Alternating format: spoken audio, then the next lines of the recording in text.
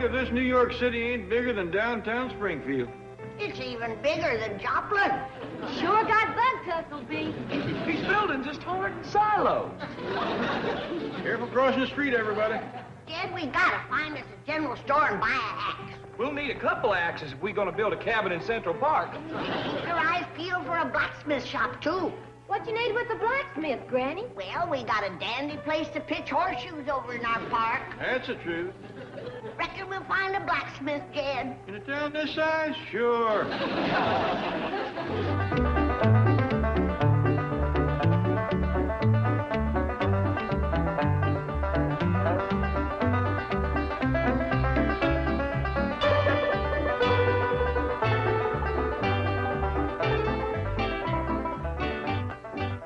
Any luck? Sorry, Chief. I've covered that entire half of Central Park. Not a sign of the Clampets. I cover the other half. Same luck. Should we give up? Never. As tired as we are, every square foot of Manhattan must be covered with a fine-tooth comb. Chief, your dogged determination inspires me. Good. Now, call me if you find him. I'll be resting at the hotel. Wait a minute. You expect me to conduct this enormous manhunt alone? No, hire a detective agency. Whatever help you can afford. I am down to my last few cents. You haven't even given me last week's salary. I'm sorry, I just can't afford it. Well, at least let me have a little mad money. I can't spare it. You don't really expect me...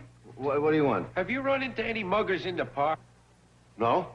You have now. Hand over the purse, lady. Well, you can see for yourself. I have no money. Oh, don't believe her. Look, last week's salary, this week's salary, next week's salary, and here's a $10 bonus.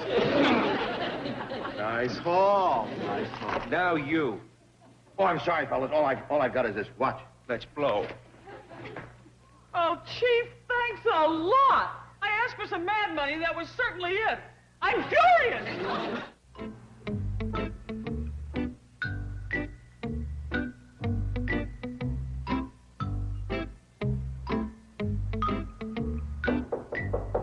Come in. What are you looking at? Central Park. From this vantage point with these powerful binoculars, I can see every tree, rock, and bush. Well, at last you've come up with an intelligent idea. Now, if you can locate... Chief! I think I see them. Where? Just to the right of the lake. Yes, it's them. They haven't left New York. Oh, you're wonderful. There's a bonus in this for you. I just cashed a check. Oh, this is so thrilling. There they are. They haven't left. Oh, here's your reward. $100. Can you see all of them? Let me count. 1, 2, 3, 4. Here's another 100. 5, 6, 7. 7? 7 precious little white-breasted nuthatches. Nuthatches? Well, Granny, we didn't find your blacksmith shop, but we sure found one humdinger of a general store. Biggest I ever did see. What was the name of them fellas that run it, Jethro? Well, let's see. There was 3 of them. Aber, somebody, and Fitch. Handy big skillet, Granny. Sure is. Now you run and get some firewood while I test out my new fishing pole in that lake yonder. Yes, ma'am. Jethro, roll up your sleeves because you and me has got some trees to cut down so we can commence building our cabin. Yes, sir. And work up appetite, because I'm going to bring back a mess of perch. Oh, Granny, see, can you catch some of them New York fish that Honest John was telling about? Them what he called, gefilte fish? Stays in that lake. I'll get 'em.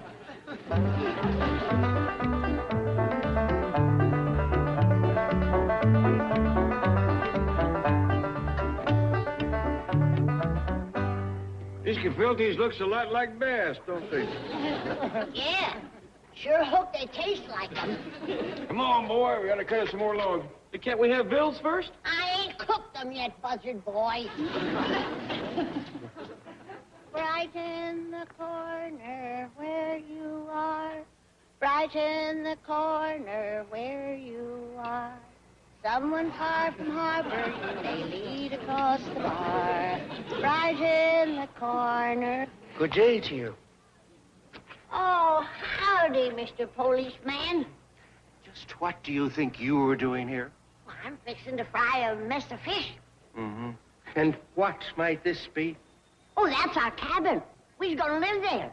Here in Central Park. That's right.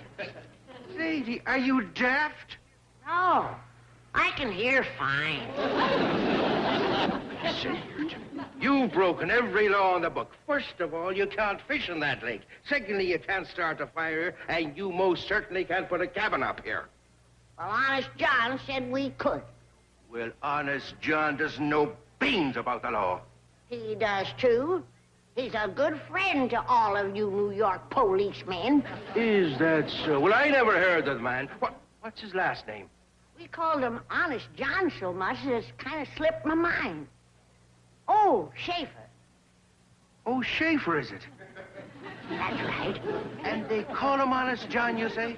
Yep. Now I understand how he came by his name. You don't know him? Well, not personally, but I'm sure he's salt of the earth. And he told us that we could do anything we wanted to in this park. If Honest John O'Shafer said that, then it's gospel. Well, that's what he told my son-in-law, And what might his name be? Jed. His last name? Oh, Clampett. Oh, Clampett, you say. That's right. And where might he be from? Bug Tussle. Bug Tussle. Is that by any chance in the old country? Taney County. Taney County. I'm from Cork, mister. That's just some more firewood. Thank you, honey. This beautiful Colleen must be your daughter, no doubt. Oh, she's my granddaughter. What, the saints preserve us? You don't look old enough to have a granddaughter. That's what Honest John said. A very observant man. And what's your name, child? Ellie Mae. Oh, Clampett? Oh, sure. Thank you, Mr. Police. Bye now, Bye-bye. Miss Hathaway, did you find your binoculars?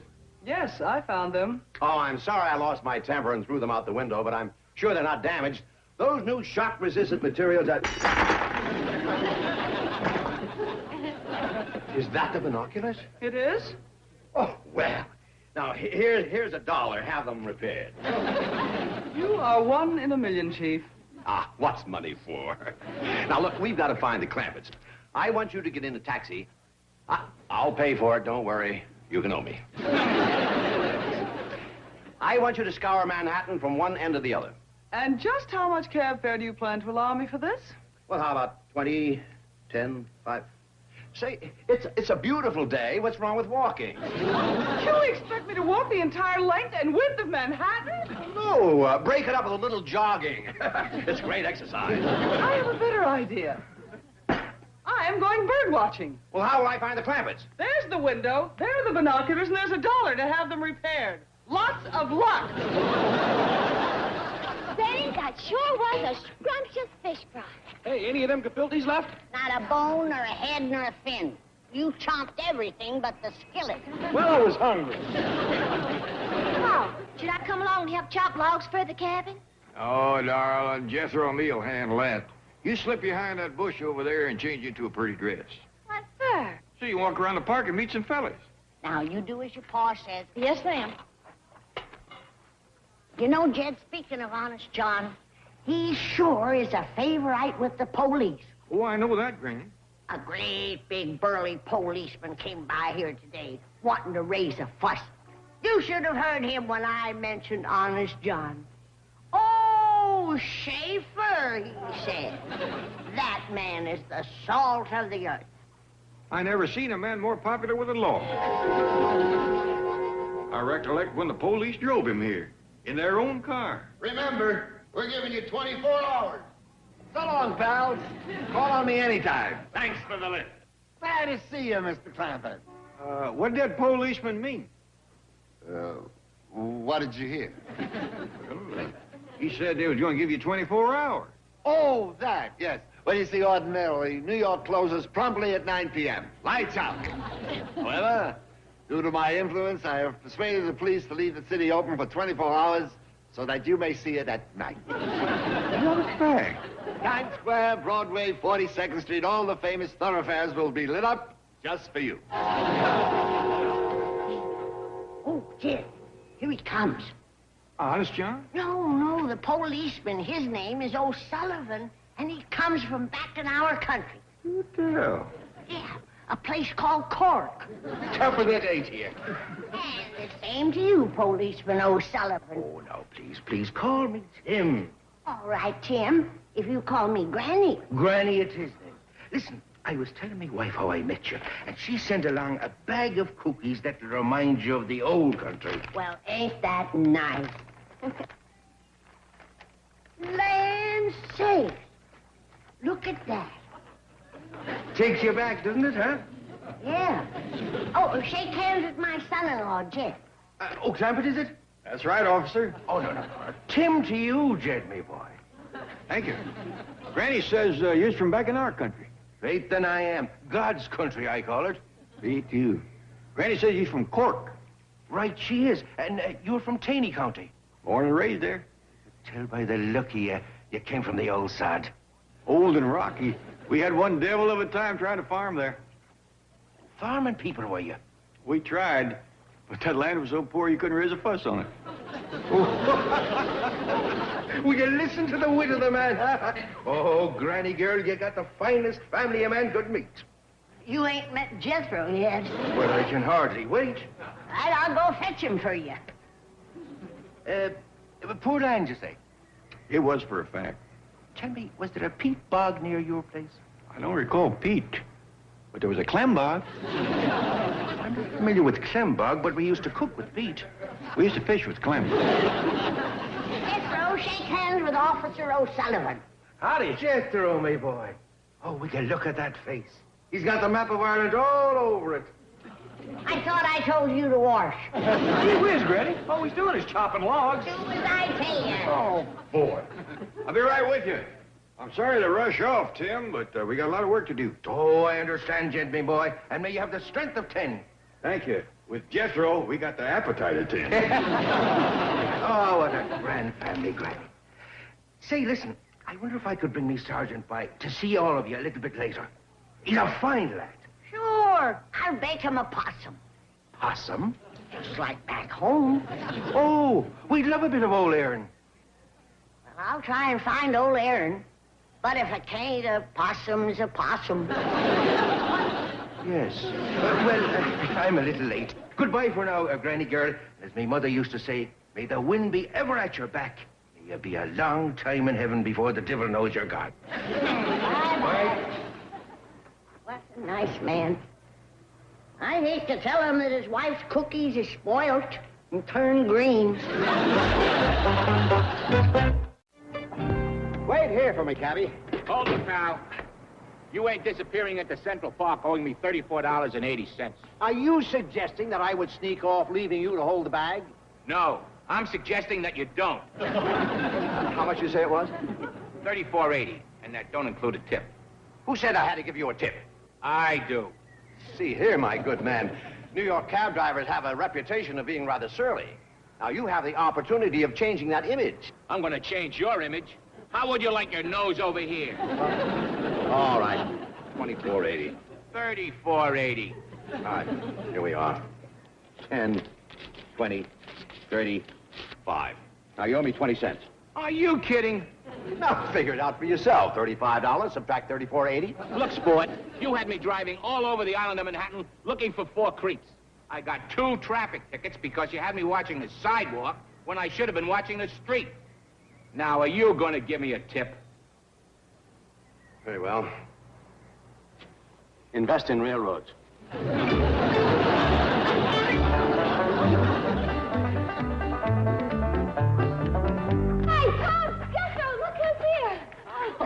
Well, Miss Jane. Howdy, Miss Jane. Greetings, Mr. Clampett. Jethro. Marvelous to see you again. Same to you. Is Mr. Drydale with you? Well, yes, but right now he's out searching for you in a taxi. Heck, it hadn't ought to take long to search a taxi. No, I meant... You're right, Jethro. But where's Granny? She's out looking for possums. Aaron, old Aaron, are you in there? Hey, lady. Oh, hello, boys. Have you seen any possums? No, but I think we spotted a pigeon. What do you got in the purse? My valuables. I'll give you a nickel apiece if you help me catch a brace of possums. Give us your money. Not until you catch me a possum. Shut up and give us your money. Now, that ain't polite. Your friend could learn some manners. Give us the voice or we'll throw you in the lake. You could learn some manners, too. That's enough chatter. Let's go. Put me down, you hear me? You're making me mad! Yo!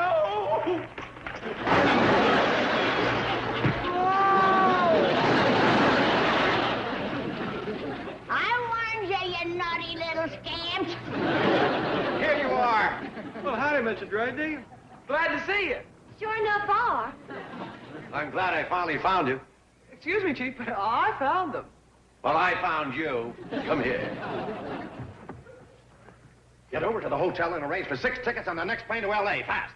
But you haven't even asked for Clapper. Time! Up, face! Forward, Hutch! Up, 2, 3, 4, Hutch!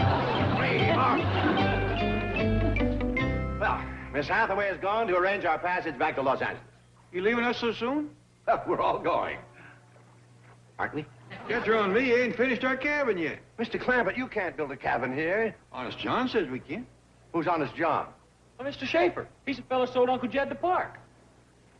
And a Statue of Liberty, and a Staten Island Ferry, and a Brooklyn Bridge, and the Empire State Building. Mr. Clampett, he's a confidence man. That's the truth. I don't remember when I had more confidence in anybody. He's the finest fellow you ever want to meet. No. The man's a bunco artist. What's a bunco artist? Well, that's the fellow that paints bunkos. Well, I think it's... Oh, yeah, I painted a few of them myself. What are you whispering about? Oh, Jethro was just explaining to me about Honest John being a painter and artist. Oh, he's not a real artist? Well, you don't have to be too good to slap a coat of paint on a bunco. Mr. Drysdale, glad to see you. Yeah, same here. You know, Jed, there ain't a possum nor a raccoon or even a rabbit in this whole park. Is that a fact? A body can't cook back home food here. There ain't enough critters. Oh, that's what I miss. Like critters. And they miss you, Ellie. They do? Yes, when I left, they were whining and crying. Their tears were rolling down their hairy little faces. Oh, Paul, I gotta get home. What do you think, Granny? Well, I gotta admit that I miss my still. Still? A peace and quiet. I like it still. Uh-huh. How about you, Jethro? Oh, come to think about it, Uncle Jed. I can't wait to get on that airplane. Homesick, huh? Hungry. They serve good victuals. Well, I reckon that does it. Let's all fan out behind them bushes there and change to our traveling clothes and be on our way. Yeah, let's hurry. What am I doing? I don't have to change. Oh, it was a grand family. Salt to the earth. Wait, it looks like they're gone. Dear Tim, we couldn't find old Aaron in Central Park. I've gone back home, love Granny. Oh, Sergeant, I'm sorry. I guess they got a little homesick and they went back to Ireland. Well, it is myself that's sorry. I didn't have the pleasure of meeting the likes of the O'Clampets. You missed a grand family, Patrick, my dude, a grand family. Tinny, can you say? Yeah, you're familiar with it, Pat? No, I'm not Timmy, boy. But if it's anywhere near Killarney, well, let me put it this way to you now. They're nearer to a little bit of heaven.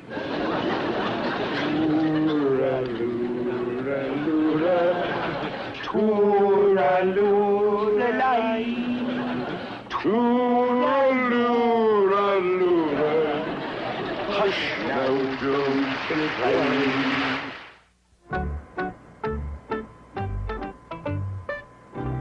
Look out the window, Jed. Honest John kept his promise. The whole city of New York is lit up. Dog of a day. Ooh-wee. Ain't that pretty? Must be a million lights on. If ever there was a man of his word, it's Honest John Schaefer. What are you people talking about? Them lights down there. Honest John had the police leave them on just for us. Him and the police are just like that. Now, listen to me. That man is wanted by the police. That's a fact. He's crazy about him. Glad to finally realize what a nice man he is. He's an angel. I love him. He's the sweetest, kindest, darlingest, most adorable, precious doll of a man that ever lived. He's fond of him, too, but let's not get sickening about it.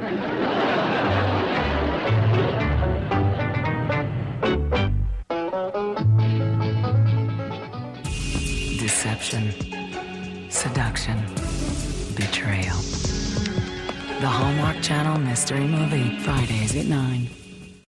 Charlie McKenzie has the perfect family. He hired me because he thinks I'm a stable family woman. Someone else's. So how long have you been married? I guess you're my dad. Tori Spelling. Get out there and pretend you love me. Greg Gurman. Well, I love a good story. In a Hallmark Channel original movie, Family Plan. Premieres Saturday, February 12th at 9. Only on Hallmark Channel. I'll come back now. Dear. This way. Well, don't worry, Granny. As soon as we get home, I'll call the airline lost and found. Thank you, Miss Jane. Not that I need glasses. I got what they call perfect vision. Right, Jed? I'm Ellie. Well, the sun's in my face. But your pa will tell you, I got eyes like a hawk. Right, Jed? Granny, Mr. Clampett isn't with us. He's coming here with Mr. Drysdale. Who's that sitting in the back with me? That's your medical bag. Oh. Perhaps we better go back and get your glasses. Who needs them?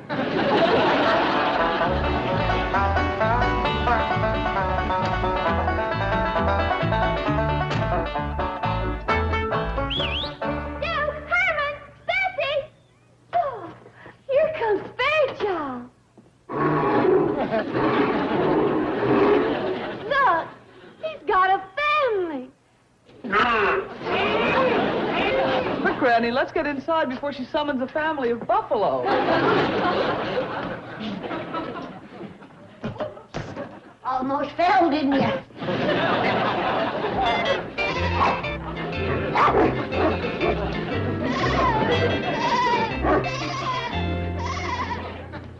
Oh, it's good to be home again. I just love this room. Somebody move the piano. Granny, that's the stove. What's the stove doing in the parlor? Granny, this is the kitchen, and I had better call the airline and see if they found your glasses. I only need them for reading. Oh, here's a note from the young vet who's been taking care of Ellie's animals. Young what? Vet. He's a veterinarian. Oh, yeah, I've heard of them. But personally, I like to eat meat. You're thinking of a vegetarian. This young man's an animal doctor, Dr. Robert Graham. Oh, he's the young fella that Mr. Drysdale said would be just right for Ellie Mae. Where is he? This note says he's down by the swimming pool. I think I'll saunter down there and say howdy to him. I'll call the airline. Oh, my, it's turned cold outside. Granny, you've opened the refrigerator. Maybe I better go down to the pool with you. You might fall in. Oh, no. Once I get outside, I'm on familiar ground. Well, very well.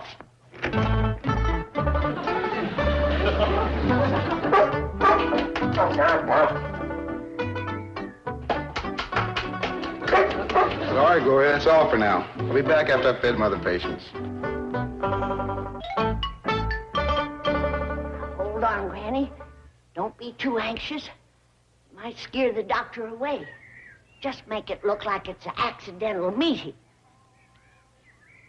Oh, can she bake a cherry pie? Billy boy, Billy boy. She bake a cherry pie, charming Billy. She can bake a cherry pie quick as a cat, can wink his eye, but she's a young thing and cannot leave her mother. Thank you.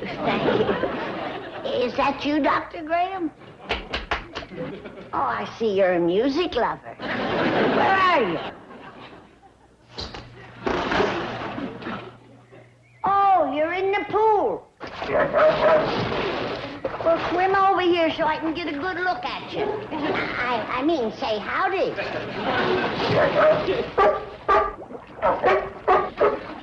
You hadn't ought to be swimming with a cold like that. Well, excuse you. That cold is going to turn into pneumonia if you don't get out of the water. Oh, yes, well, thank you very much. Goodbye. He's home, Miss Jane. Oh. And Mr. Drysdale said he'd like you to drive him right down to the bank. Right away. Where's Granny? She's down at the swimming pool saying hello to Dr. Graham. Dr. Graham. He's the young veterinarian who's been looking after Ellie's critters. Oh, he's the one that Mr. Drysdale said would be a fine catch for Ellie Mae. That's right. Well, bye. Bye. Oh, Granny, did you meet Dr. Graham? I did. What'd you think of him? Jed, Ellie Mae can't marry him. He is the ugliest one man that ever growed a breath. Plain, is he? He's got a pinhead, pop eyes, straggly, droopy mustache, and no ears. Ain't that a shame? He must be smart. He's a doctor. Some doctor, he coughed right in my face. No. He's splashing around in the pool with the worst cold you ever seen. Well, that don't seem too bright. But the way Mr. Drysdale brags on him, he must have something. Oh, he has, Jed. He's homely, he's rude, he ain't too brainy. But that rascal sure can swim. Where you going, Ellie? Down to the pool to meet Dr. Graham. Oh, don't bother. What you mean? He ain't for you. Well, Mr. Drysdale says he's single. One look and you'll know why. Granny, I think Ellie ought to meet the doctor and thank him for taking care of her critters. Well, all right, darling, but don't get too close to him. He'll cough all over you. I'll be careful. Fetch him in, Ellie. Don't you dare. It's bad enough him spreading germs in the pool. I don't want him in my kitchen. Listen, Granny. Granny, you're being a mite rough on the young fella. Jed, it ain't just the germs. He's got a breath like a bait bucket. Granny. If I didn't know better, I'd swear he had been eating raw fish. I think you're exaggerating. Howdy there. Hello, you must be Ellie Mae. Yes, sir. Are you Dr. Graham? That's right. Pleased to meet you. Same here. I was just going to get some raw fish out of the refrigerator to feed your seal. Oh, but Granny don't... You wait right here, and I'll fetch him for you. I grant you that Ellie is hard up for a man. But I don't hardly think that doctor... What you doing, Ellie? Fetching some raw fish for Dr. Graham. Exaggerating, was I? You met the doctor, did you, Ellie? Yes, sir, Pa. What do you think of him? He's cute. Cute? That girl ain't hard up. She's desperate. Got the suitcases all toted upstairs. How about some victuals, Granny? Fend for yourself, boy. I'm too upset to think about cooking. Well, now, Granny, like a fella says, difference of opinion is what makes horse racing. Your idea of cute and Ellie's idea of cute is two different things. But, Jed, looks aside, a man that eats raw fish, that just ain't human. Thanks for the snack, Granny. What'd you eat? Fish? It was a mite underdone, but awful tasty. Well,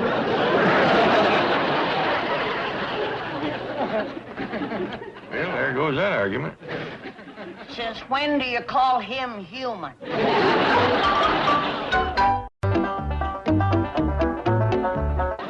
Well, the airline found Granny's glasses. Shall I take them to her? Oh, yes, yes. And while you're there, see what you can do to encourage a romance between Ellie Mae and that young vet I hired to take care of her animals. Young vet you hired? Well, persuade. Try again. All right, force. That's better. You threatened to foreclose on his animal hospital. What's the difference? I'm doing that young man a great favor getting him together with Ellie Mae. Well, she's the catch of all time. Imagine marrying a girl with a figure like that. 85 million. You're an incurable romantic. Well, I'm on my way. Those two will hit it off great. I sure do thank you for taking care of my critters, Dr. Graham. Please call me Bob. Thank you, Bob. I know they was a heap of work. Tell me something, Ellie. How'd you happen to start this collection of animals? I don't know. When we lived back in the hills, I always had me lots of pet critters. I'd find them in the woods and just fetch them home. You had a rapport. No, But I had a chipmunk, a deer, and a raccoon. I mean, you've always loved animals. Oh, yes, sir. I like them better than a lot of people I've met. I'm with you there. Say, who's this coming? Oh, that's my little brother and his pet otter. Jimmy, this is Ellie Mae Clampett. Well, howdy there, Jimmy. Hi. This is my otter named Charlie. Howdy, Charlie. I'm needed at the hospital. How about dinner tonight? Well, Not you, her. That'd be dandy. How about a movie? swell. I'm talking to Miss Clampett. I like that. 7 o'clock, okay? Just fine. Let's go, Jimmy. Can't Charlie make us swim? Well, Sure you can, Jimmy. you don't have to worry about him. He swims like an otter. And so does he. See you later. Bye, Dr. Graham. I mean, Bob. Did you bring your swimming suit? Yes, ma'am. Charlie doesn't need one. Well, over yonder's the bathhouse. I'll put on my swimming suit and join you. Well, Meet you back here.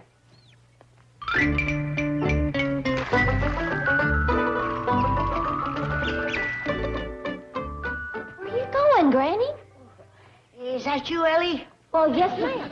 Ain't they found your glasses yet? Who needs them? What are you doing in my root cellar? Oh, this ain't your root cellar. You're headed for the swimming pool. Oh, my, that smog is terrible. Is that homely critter doctor still around? No, please don't call him that, Granny. His little brother Jim is here. Come on, I'll take you to the root cellar. I don't need to be took no place. Yes, ma'am. See you later.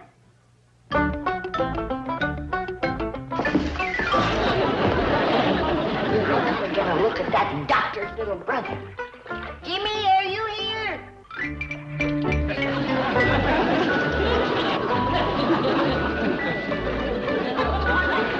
Oh, you're in the pool, are you? Well, swim over here so I can get a good look at you. That's his little brother, all right.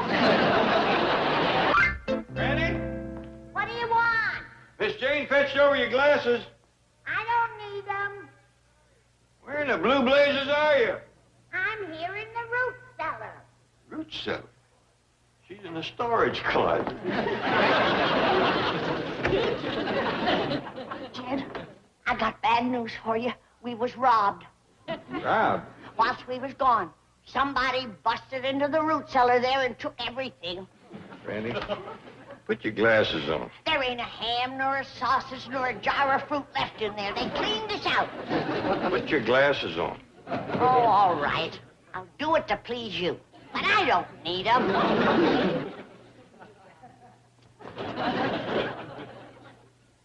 We's in the kitchen. Well, how about that? I didn't know you could get from the root cellar to the kitchen. Big house like this is always something new turning up. Well, I gotta finish some work out front. Oh, Jed. I seen Dr. Graham's little brother. What does he look like? Well, I hate to mean-mouth a young'un, but he is just as homely as the doctor. Sorry to hear that. But I'll say one thing about that family. They is swimming fools.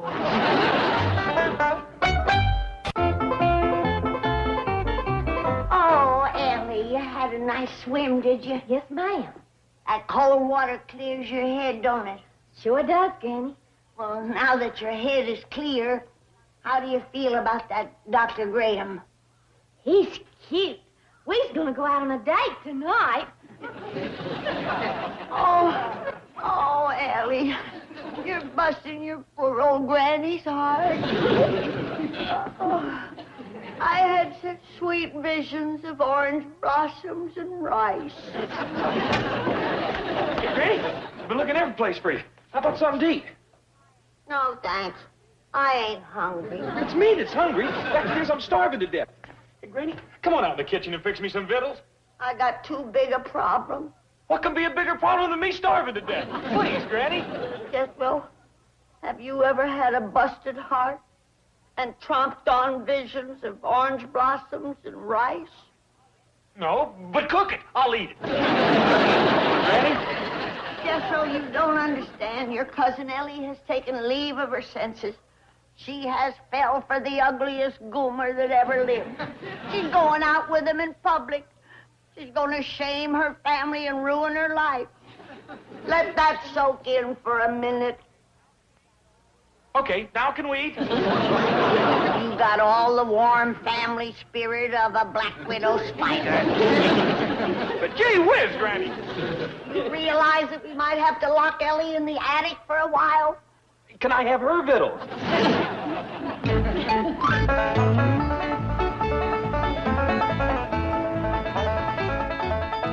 You'll enjoy meeting the rest of the Clampett family. They're quite original and unique. Look at that handsome fella with Miss Jane. How come Ellie can't get a man like that? Would you like him to be Ellie's beau? Of course I would. I'd give anything. Would you give a mess of ham hocks and turnip greens? Hog jowls and corn pone? Grits and fatback? Of course, but... I'll take care of it. Wait a minute, Jethro. You can't take him away from Miss Jane. That wouldn't be fair. It would be if she was swept off her feet by Hollywood's handsomest playboy. Who's that? Me! Yeah. Come to think of it, Miss Jane always did have a soft spot in her head, in her heart for you. Come in, cooking, Granny.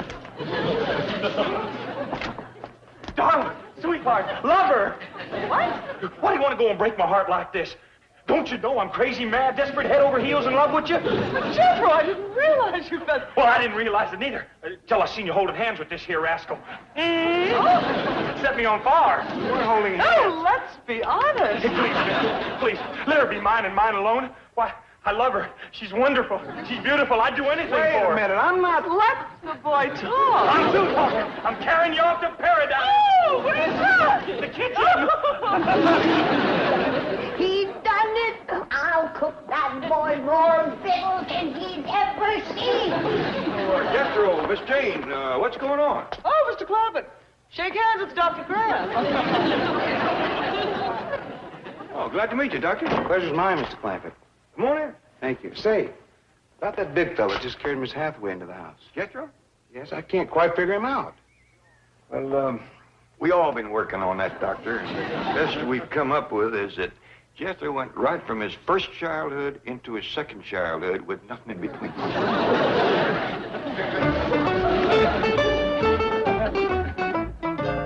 Guess what? I have a date with Jethro tonight. Dinner, a show, dancing, the works. Well, dandy. Ellie and I are going out tonight. Would you like to make it a double date? Wonderful. We're going to dinner at 7. How's that? Perfect. With Jethro along, I'd planned to eat earlier. He commences to get mean along about 6. Well, good suggestion. I must get back to the work now. Would you mind dropping me off at the hospital? Glad to. Would you take me by the bank, please? I want to talk to Mrs. Dryden. Come along. I just come over to pay you for hiring that young animal doctor to look after Ellie's critters. Oh, no. Keep your money. Does Ellie like him? Oh, yeah, they got a date tonight. Now, you just peel off whatever you're out of pocket. Mr. Clampett, I wouldn't think of taking your money. Well, I know you didn't get him for nothing. Well, the important thing is that Ellie likes you. Now, take your money. Well, it don't seem right. No. Take it. Our friendship means more than money. Well, if you insist. I do. Here. Go ahead. Take it. It would help if you unclenched your fist. What's the trouble? Nothing. Just a muscle spasm. He can't unclench his fist. Oh, there must be money in it. How did you know? Well, it's happened before. It's an affliction peculiar to bankers. I believe the medical term is lutus contractus. Sounds serious. Oh, no, not really.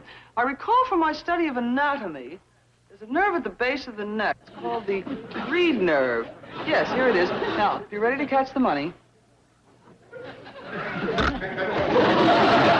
I got it, thanks. You and your education. Jethro can eat a cherry pie. Looks like you've been feeding the army. I have. A one-man army. Jethro? I promised the boy all he could eat. There for a while it was nip and tuck. I was only one ham hock ahead of him. He didn't eat all them ham hocks alone, did he? Oh, no. He ate them with grits and greens and a sack full of yams. Full sack? Jed, that boy can eat yams like other folks eat popcorn. Where is he now? Upstairs in bed, sleeping it off. I best go wake him. Forget it. He'll be hibernating until breakfast. He has got a date with Miss Jane in 10 minutes. He went out and hired him a tuxedo, and he ain't going to stand her up. I'm coming.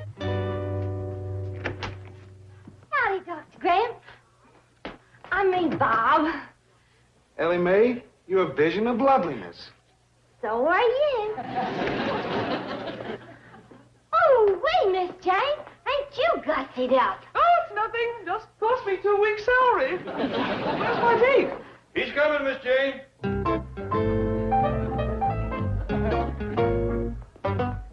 But I thought I had a date with Jethro. Never send a boy to do a man's job. Oh, Mr. Clever. You're just too much woman for that young'un. Besides, he's got 2 left feet, and I know you like to dance. I love to.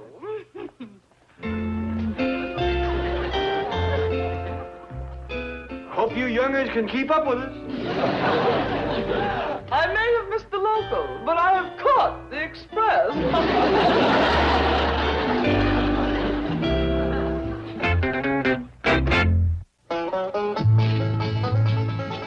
Weeknights on Hallmark. Watch great stories and witness the miracles.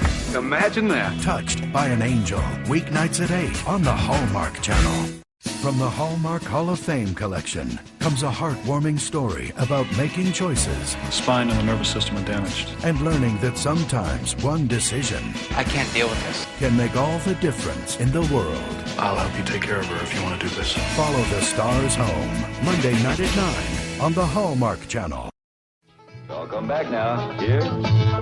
This has been a Filmways production. Anything exciting? Latest copy of the Silver Dollar City News. Does it say anything about Elverna Bradshaw's daughter's wedding? Don't say nothing about it on the front page. But it says that Shorty Kellums has sold the Silver Dollar City Hotel. No, Yep. For an undisclosed sum. but nothing about Elverna's daughters getting married. Don't see it yet. Oh, Granny, guess who's here? Mr. Kellums. Shorty? Yes, sir. Just drove through the front gate. Recognized his car. You mean he drove all the way to California? Well, you can't blame him for that, Granny. Shorty's got one of the finest automobiles in the hills.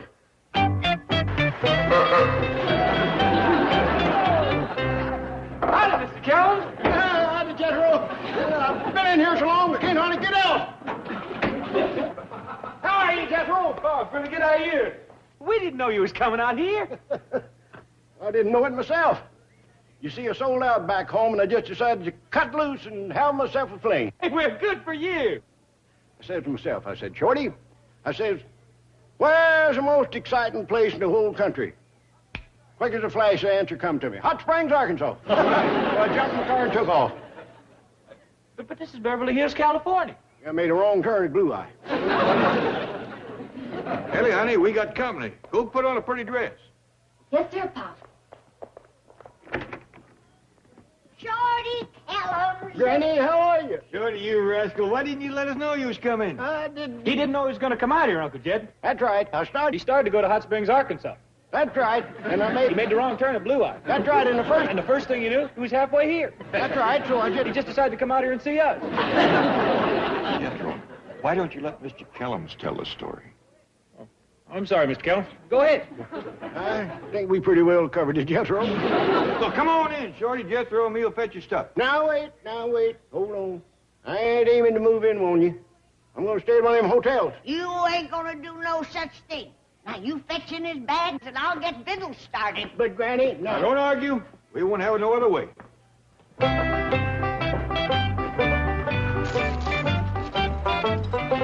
Kid, I'll have to unlock that.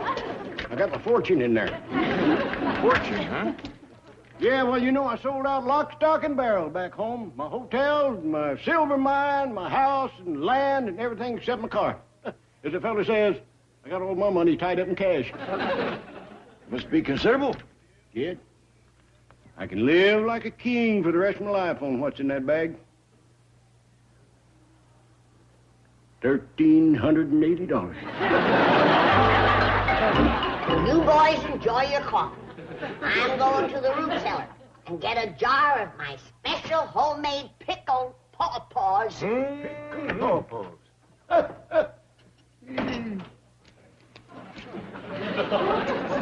Shorty, I think it's safe for you to unchain yourself from your money now. I reckon it would make it easier to sauce my coffee.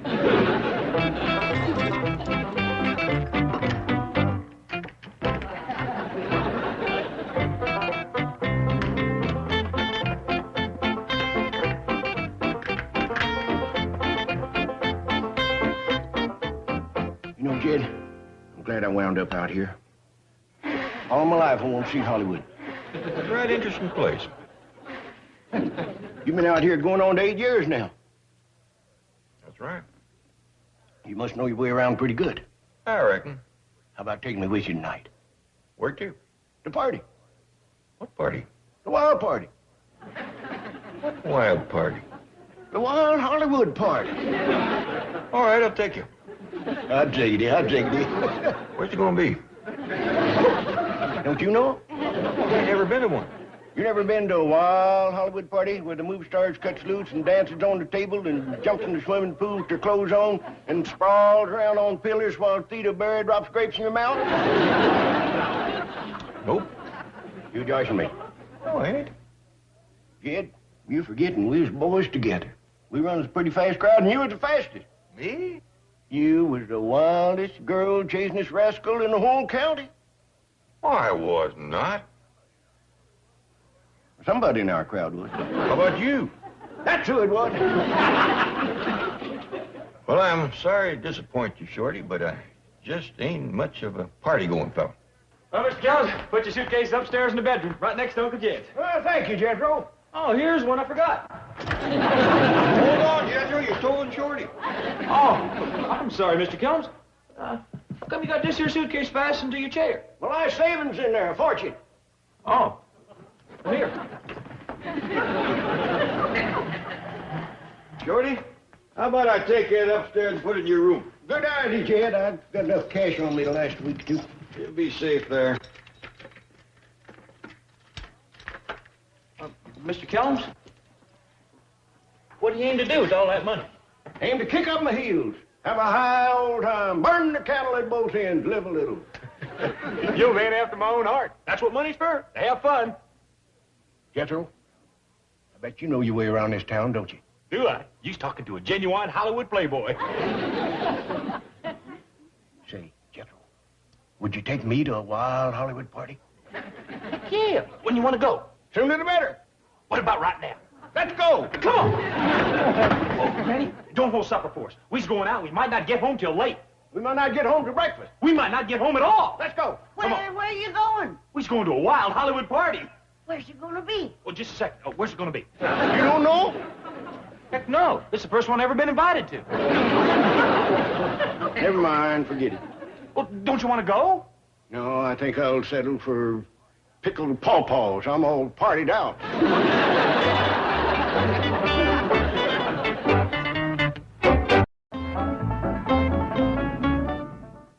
Wait, have you seen this financial statement? Jed Clappett's fortune is now in excess of $90 million. That should make you very happy. Happy? I'm delirious. Drive me up there so I can tell him the good news. Right, Chief? You know, I ought to take Mr. Clappett a gift by way of celebration. We'll stop and pick up a box of cigars. Thanks for the ride, Shorty. Sure, thank you, Mr. Kellum. Yeah, thanks a lot. What do you think of Beverly Hills, Shorty? Ain't a bad little town at all. Some of them hotels we seen's real whoppers. Even bigger than the Silver Dollar City Hotel, huh? Maybe in Silver Dollar City. Hey! Was that door unlocked all the time we was gone? Sure, Shorty. My money! My fortune! My life savings! Every penny I got in the world! What's the matter with Shorty? He's afraid somebody took his money whilst we was gone. I feel a lot better if he put that money in a safe place like Mr. Drysdale's bank. Or better yet, my root cellar. You think that's safer than the bank vault? Jed, I've got goat cheese that's been in that cellar for 8 years. Nobody ain't ever touched it. Nobody can get close to it. The bag's here. Now I got to check and see if my money's been took. What's going on? Shorty's fixing to count his money. Jethro, you get a shotgun and stand guard at your front door. Ellie Mae, you take the back doors. Jed, you cover the windows. Granny? I think you'll be safe. Go ahead. Okay, I'll change it.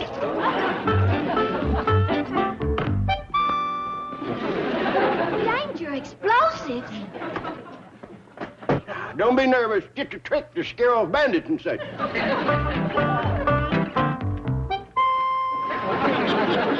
Beware rattlesnakes. Just another trick.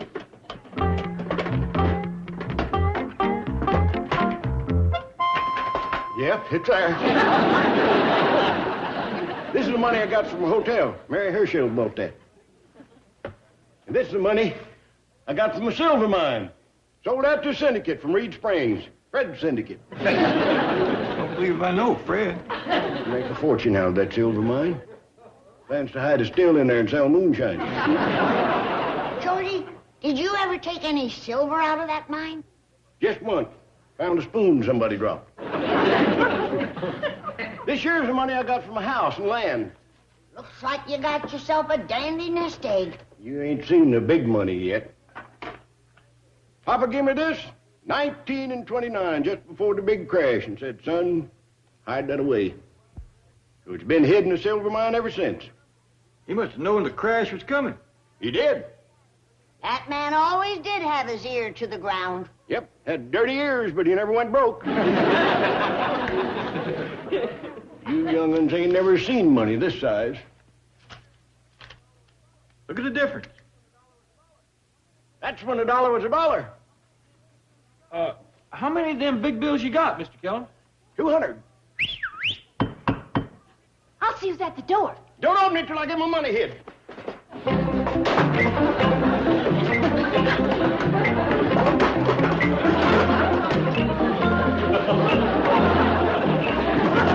Okay, let him in. Come on, Shorty. We'll put it in my root cellar. Safe? Sure. Just put it next to the goat cheese. My favorite all-time human being. Allow me to present you with this box of cigars. Oh, thank you. What's the occasion? Wait till you hear. Now listen to this. Mr. Clampett, at this moment, you have now got $90 million. Oh, howdy, Mr. Drysdale. Jethro? Hey, Jethro, guess what I got? What? A box of cigars. How about that? You've also got $90 million. Oh, yeah, that too. I don't think your Uncle Jed realizes how much $90 million is. Oh, I'll cipher it for you, Uncle Jed. 90 million. That's a 9 and a naught, comma, naught, comma, naught, dot, naught. Boy, really ciphers, don't he? He's a whiz. Uncle Jed, now that you got all these millions, how about raising my allowance a little? It's awful hard for a Hollywood playboy to get by on 50 cents a week. Granny'd like to see you in the kitchen. Fine, Shorty. Oh, Mr. Drysdale, you remember Shorty Kellums who run the Silver Dollar City Hotel? Sure, how are you? Mr. Clampett, I would like to discuss some investments. Well, maybe later. Right now, I'd appreciate it if you talked to Shorty about him putting some money in your bank. Tell you the truth, Mr. Drysdale, I don't trust banks. Good. See you later. My papa hadn't took his money out of the bank before the crash of 29, I wouldn't have this big money I got. Swell. When Mr. Kellum says big money, he means really big money. You mean the kind of money your Uncle Jed has? Shucks, no. Mr. Kellum's money makes Uncle Jed's look like nothing. Mr. Kellums, where did you get this big money? Took it out of my silver mine. You own a silver mine? I did. Sold out to a syndicate.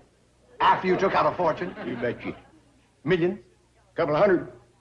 Mr. Kellums, how would you like to take a personally conducted tour of the finest, most modern, safest bank in Beverly Hills? To tell you the truth, Mr. Drysdale, I wouldn't walk across the street to see it. Let me down! Quick, Miss Hathaway, to the bank! Chief, what's going on here? I have found a new Mr. Wonderful!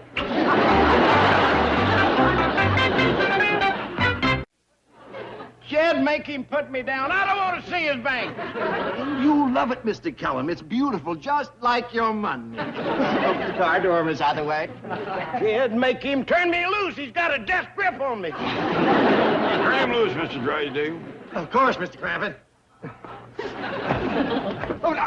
Now, do you promise not to talk to any other banker? I do. Do you promise to trust your money to no one else? I do. In sickness and in health, for richer or poorer, till death do us part? Chief, you are not marrying him. Maybe not, but those vows are still binding. You're all witnesses. Turn him loose, Mr. Drysdale. Well, let's get in the house. That rascal's got a board loose in his attic. Probably my fault, Shorty. I asked him to take care of your money, and that word all seemed to set him off. Your behavior was outrageous. The way you carried on over that little hotel clerk. That little hotel clerk happens to be the Silver King of Silver Dollar City. He is worth $200 million. $200 million? And that's just what he took out of the silver mine. I believe it. I can believe it. I just can't get my hands on it. Granny says she's all invited for victuals. Oh, and Mr. Drysdale, sure would appreciate it if you try to talk Uncle Jed into raising my allowance. Well, it's a deal. If you talk Mr. Kellums into coming down to see me at my bank. The only thing he wants to see is a wild Hollywood party. Wild Hollywood party? That little hayseed. Little hayseed wants to sow him some oats. Let's eat. Jethro, wait. Now, you tell Mr. Kellums if he'll come down to my bank, he'll get invited to the wildest party Hollywood has ever seen. Oh, boy. That'll make him happy. And tell him it'll be a real orgy. Oh, dog. Wait till he hears that. Well, what's an orgy? Never mind. Just tell him. Okay. You have never been to an orgy in your life. I know. I'm really looking forward to this one. Where is it going to take place? Well, it's up to you. You're the hostess. How do you do? Are you on your way to the Wild Hollywood party? I sure am. Where's it going to be? In Mr. Drysdale's bank. Hot diggity dog, dog, let's go. You're a very lucky man to be a depositor of this bank. Strictly speaking, I ain't. You're not. Well, Mr. Drysdale talked to me about it, but you see, I don't trust banks. But I'm sure that a man as handsome and worldly as you, been to so many Hollywood parties, you probably drained the cup of life. Well, to tell you the truth, Mom, I ain't had a good swig of that stuff at all. Oh. You don't suppose you could sort of sneak me into you? I'd sure be much obliged. I'm sorry. Mr. Drysdale's Wild Hollywood parties are for depositors only. Pat, where are you going with this darling man? He's coming to the party, isn't he? I'm afraid not, Jeannie. Oh, that's awful. There are so many of us girls. Why, he'd be practically the only man there. He's so cute, too. I'm sorry, but he just doesn't keep his money in our bank. Yes, I do. Yes, I do. I'm going home and get it right now. Well, if we could only be sure. Well, come with me, both of you. I'll show you. Hop in.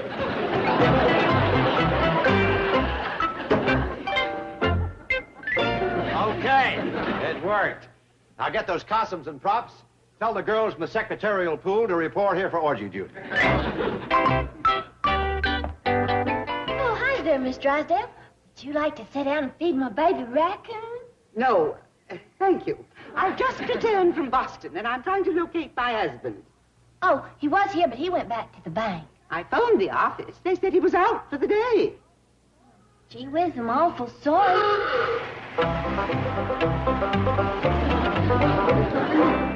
Hey, Anna Mae, you want to go to a wild Hollywood party down Miss Drysdale's bank? Oh, thank you. You there. Me, Mom? Yes, come here.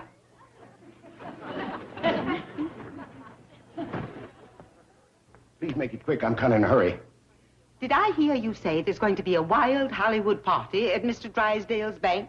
Yes, Mom. Regular orgy. That interests me. I'm sorry I can't invite you, but you see, it's Mr. Drysdale's party, and he kind of likes his women, young and flashy like them two in the car. A couple of dandies? Here, the bank is just crawling with fillies like that. I find this absolutely fascinating. Don't get your hopes up, but I'll put in a word for you. What's your name? Mrs. Drysdale. Forget it. You wouldn't want his mother there.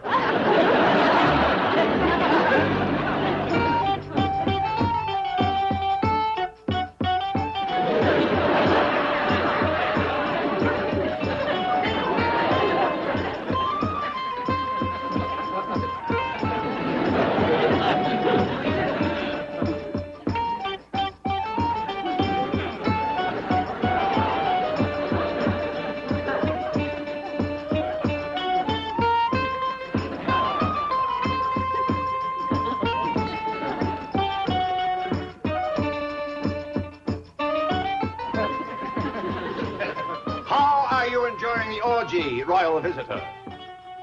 Ain't bad at all, but I'm getting mighty full of grape. How about you laying here for a spell? At once, Marcus Aurelius. What'd you call me? He was the wealthiest man in Rome. Would you like to sit upon the throne of Caesar? If it's all the same as you, I'd rather dance them girls. They are here to please you. Girls, dance with the noblest depositor of them all.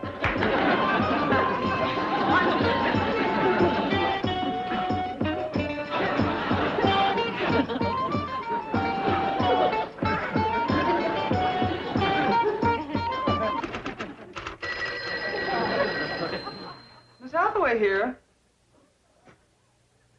What? Mrs. Drysdale's on her way up. Thank you, George.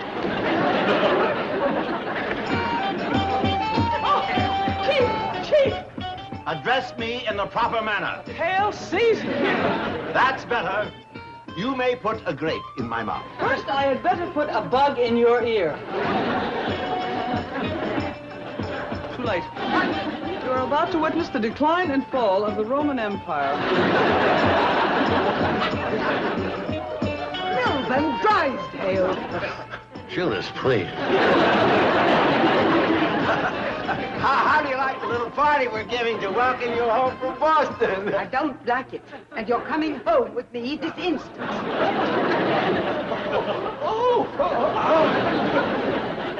Too bad he's got such a strict mama. Well, on with the orgy!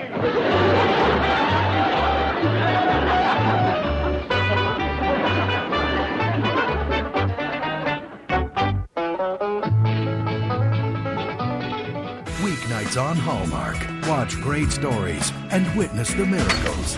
Imagine that. Touched by an Angel. Weeknights at 8 on the Hallmark Channel. He's got a soft spot for hard cases, but uncovering the truth could be murder. Not trying to obstruct justice, are you?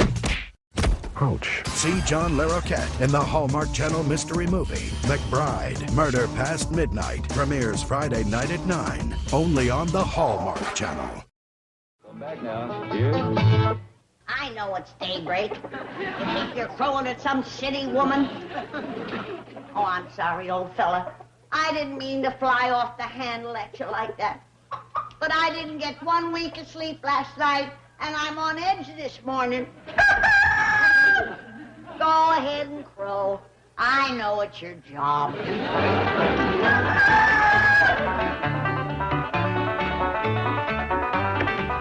Morning, Granny. Are you going to do something about it, or ain't you? Oh, I'm going to do something about it. Well, it's high time. I hope you realize it's all your fault. Oh, I do. Good. Just one question. What is it that's all my fault that I'm going to do something about it? It's Shorty Kellums, that's what. He's been in and out of this house all night, one date right after the other, carrying on like a young tomcat. Well, Granny, I wouldn't fault Shorty too much. He ain't never been out of the hills. He just come down here to Hollywood to have himself a little fling. A little fling? Do you call driving up to our front door at 4 o'clock in the morning with a young woman sitting out there smooching? Do you call that a little fling? You seen him, did you? With my own 2 eyes. I was shocked. Granny, I didn't think you could see out front from your room. That's got nothing to do with it. It was the most disgusting, disgraceful sight. I wanted to cover my eyes. Why didn't you? Cars I'd have fell off the roof. You just happened to be sitting up there on the roof at 4 o'clock in the morning. Don't try to change the subject. Somebody's got to protect the morals of the young folks in this house. Do you want them to see Shorty's shameful carryings on? I don't reckon they did. Unless they was sitting up there on the roof with you.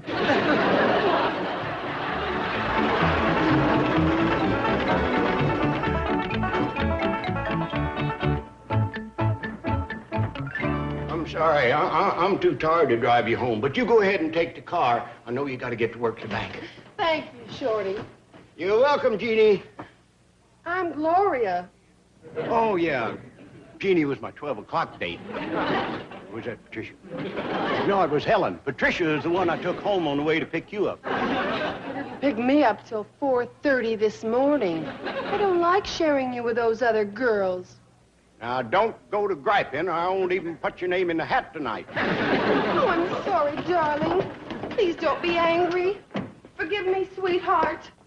I promise not one more gripe. I wouldn't mind one more. But I promised not another gripe.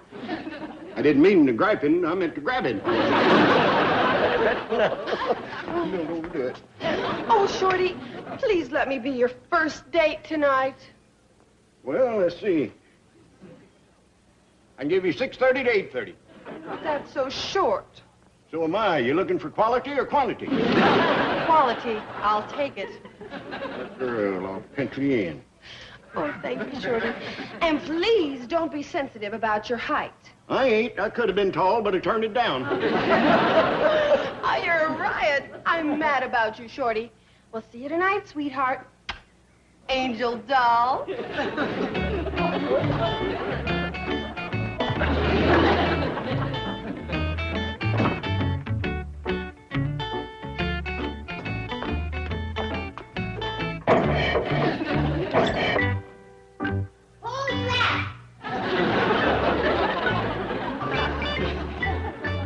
It's me, Granny. Up bright and early as usual. Beautiful morning. I'd have been down sooner, but I was doing my deep breathing exercise. I heard you panting. Nothing. Had a good night's sleep, did you? Oh, yeah. I'm full of ginger. Oh? Was that her name? You ain't fooling nobody, Shorty Kellums. Shame on you, tomcatting around all night. Now you come to the kitchen. Jed has a few words to say to you. Damn, Jed. Granny caught Shorty sneaking in, and she's really giving him the dickens. Where are they? She's dragging him toward the kitchen. I think she's gonna whoop him. Maybe you best go outside. Hey, should I cut her a switch? Maybe she's gonna turn him across her knee right here in the kitchen. Here he is, Jed. Give him what for. You gonna whoop him, Granny? It's up to your Uncle Jed. Uncle Jed, you gonna whoop him? Wait outside, Jethro. Oh, let me watch. Outside, get... Fire, Ellie used to watch when I got a whooping. I never get to have any fun. All right, you naughty little rascal. Tell Jed where you was all night. Well, Mr. Drysdale threw this wild Hollywood party down to his bank, and well, all the girls just seemed to go crazy for me and wanted to know what I was doing after the orgy. What's a orgy? Oh, it's fun, Jed, fun. There's all these girls, real beauties, and they plays music and dances and drops grapes in your mouth. Get to last night. Well, anyways, every one of the girls wanted to date with me, but there's about 8 of them, and I ain't as young as I used to be, so I only dated 4. Keep going. Well, I took out the first girl from 6 to 9, and the second girl from 9 to 12. Just a minute. Didn't I hear you rousting around my kitchen about 9? Yes, Mom. I got a mite hungry, so I snuck a cookie out of the cookie jar. And I took out the second girl, and we danced till 12. And then? I come back and snuck another cookie. Then I took out the third girl, and we didn't get back till 4. She like to never turn me loose. Then you snuck another cookie. Yes, Mom. And then I took out the fourth girl, great big rascal, like to hug me to death. And we just got home. All right, Jed, you heard him. I sure did. You gonna do something about it? I sure am. Come here, Shorty. Jed! You ain't gonna hit him with that skillet. Heck no, I'm gonna fry him some eggs. He can't keep going like that on cookies.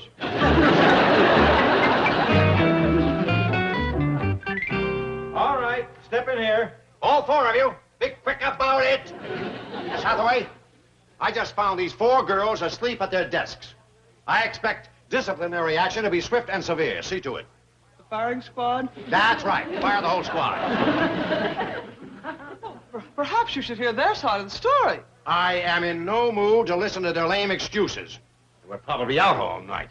That's true, but we were entertaining Mr. Kellums. He deposited $200 million with you. You told us to be nice to him. Yes, we did it for the bank. Let me point out the financial facts of life to you 4 sleepyheads. Chief. Now that Mr. Kellums 200 million is safely in my bank, there's no longer any need to be nice to him. Yesterday, when we were wooing Mr. Kellum's account, you were 4 beautiful, alluring seductresses. Today, you are 4 unemployed gold bricks. Out. Chief. What? Perhaps you should look at Mr. Kellum's deposit slip. Isn't that beautiful? $1,180. $1,180? What happened to the 200 million? Apparently he didn't deposit his big money. Girls, ladies, beautiful, alluring seductresses. Come back, you 4 beautiful bonus babies. You say bonus babies? That's right. Oh. There's a bonus in it for the baby who gets Mr. Kellum's to deposit his big bundle in my bank. Miss Hathaway, these girls are to have the day off so they can rest and catch up on their beauty sleep. Well, then who's going to do their work? Yes. I had to ask.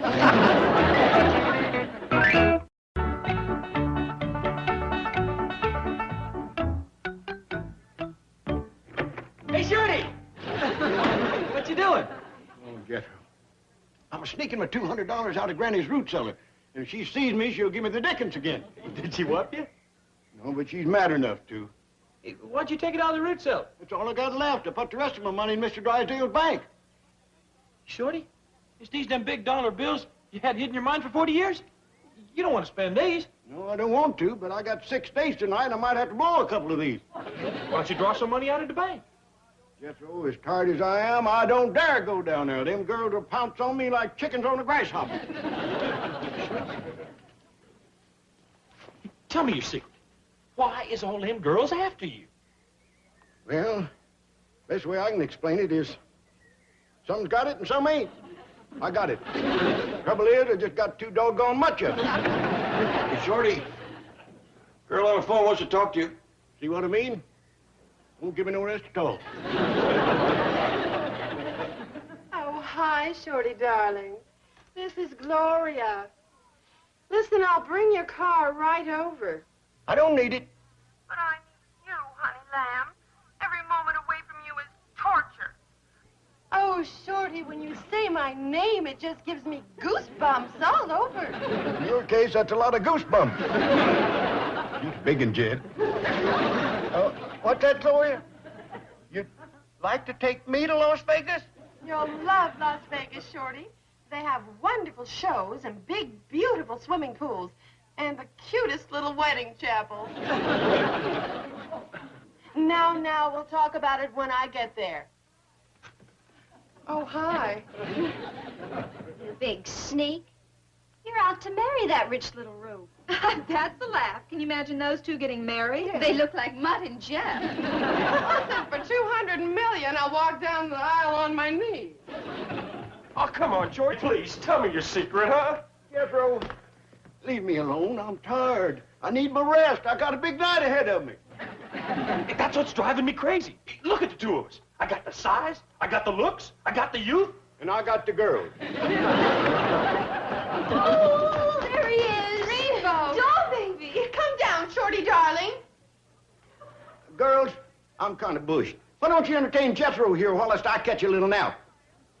Yeah, here I am. Entertain me. Get lost, kid. One side, Junior. Out of the way. Hey, how about you entertain me? Later, I'll read you the comics. I'm tired. Granny, darling, how's my favorite girl? Don't you touch me, you dirty old man. It's me, Milburn Drysdale. You mean Milburn Orgy. It was you that started Shorty Kellum's down the primrose path with that wild Hollywood party. Oh, what? It was you that introduced him to them hussies that work at your bank.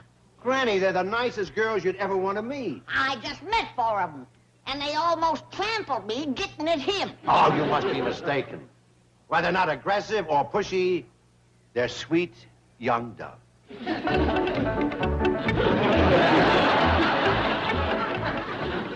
Don't look now, but your young doves is going south with an old rooster. Wait a minute.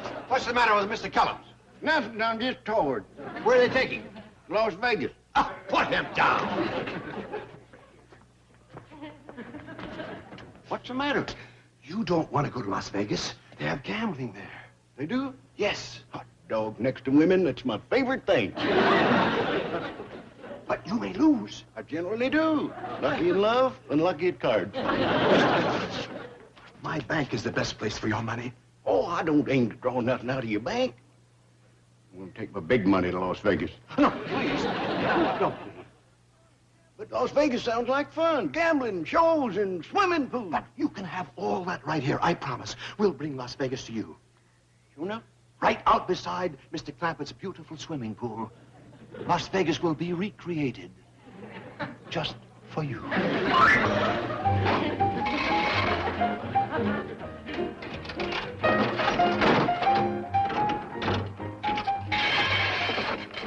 Is this a stroke of genius, Miss Hathaway? With one brilliant idea, I kept Shorty from taking his $200 million to Las Vegas, and I've gotten back in good with Granny. Let her win. If this brilliant idea of yours is raided, it could be very serious. It's a calculated risk to land a $200 million account. It could mean a year in prison. Oh, stop worrying. I've got great attorneys. They'll get you off with 6 months. But with this brain, you don't think I rented this stuff in my name.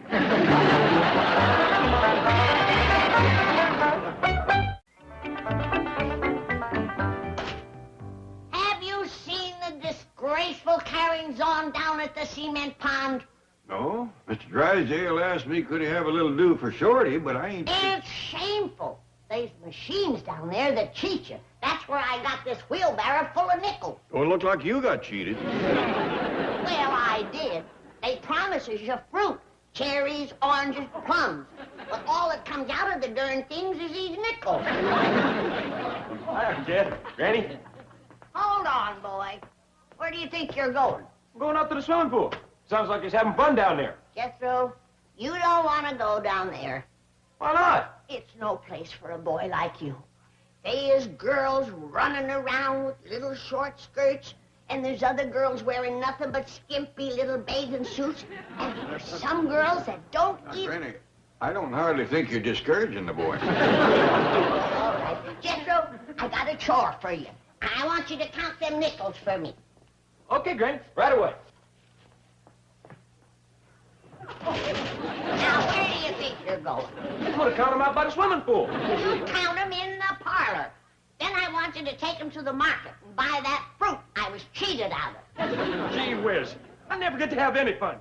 The whole place is crawling with girls, and I wind up with a bunch of nickels. You have got to do something about Shorty. He's acting plumb loco. Yeah, it does seem like Hollywood is going to his head tonight. Send him back to the hills where he belongs. He just got here. Besides, he's bound to slow down pretty soon. If he don't, he's going to collapse. I'm a doctor, and I know that there's just so much that a human body can... Hold on. Where do you think you're going? Out to the pool to join the fun. You ain't going to have no fun out there. Why not? Because you ain't going. The dice for Mr. Kellums, please. I left all my money in the house. Oh, well, allow me. $20? Oh, what's $20 between a banker and his biggest depositor? I kind of doubt if I'm the biggest. I'm only 5'3".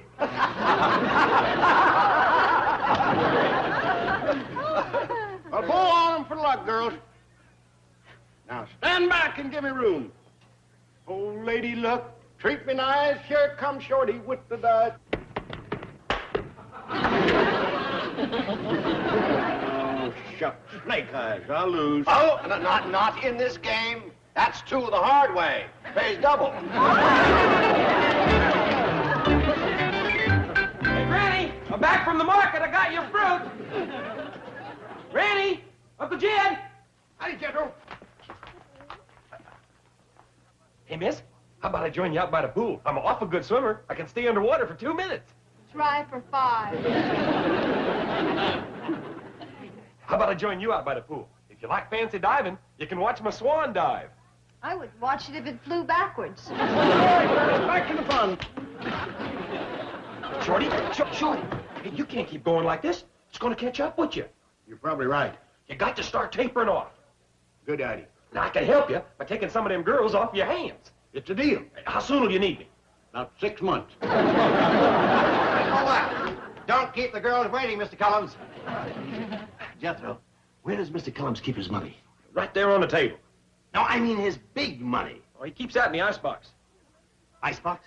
Yeah. In the mason jar. 200 million in a mason jar? Oh, $200.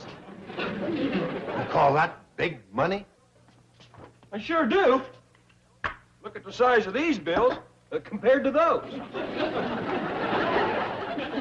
Is this the money he took out of his silver mine? That's right. Had it hid there for 40 years.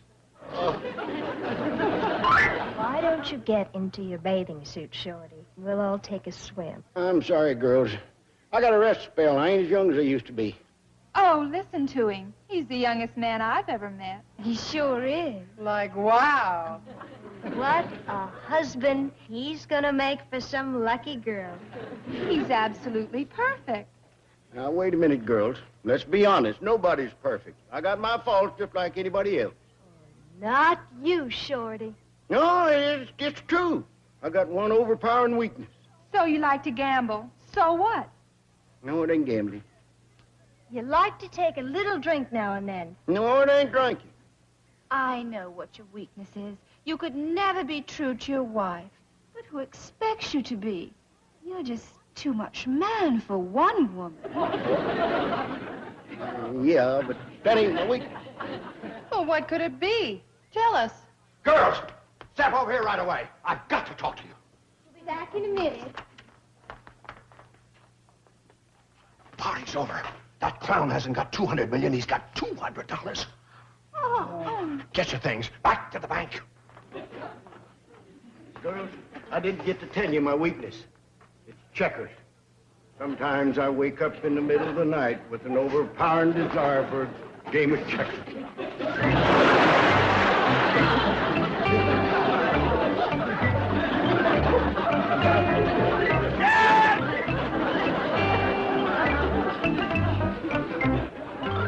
Shorty? Jed, in case you ever decide to marry a city woman, let me give you some advice. What's that?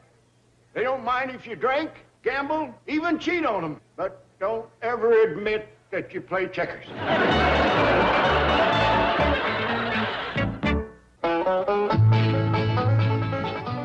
Weeknights on Hallmark. Watch great stories I'm an angel. and witness the miracles. Touched by an Angel. Weeknights at 8 on the Hallmark Channel. A hard land robbed a woman of her dreams. Together, they'll find something they never expected. From Michael Landon Jr. See Katherine Heigl in a Hallmark Channel original. Love Comes Softly. Monday night at 9 on the Hallmark Channel. I'll come back now. Here.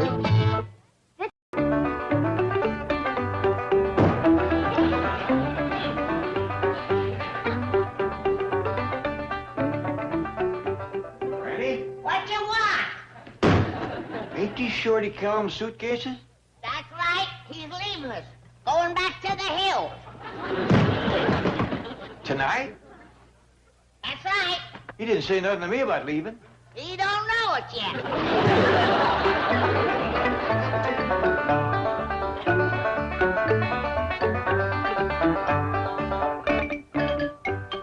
Granny, I know you're might upset that Shorty has been kicking up his heels, running around with girls, staying out late.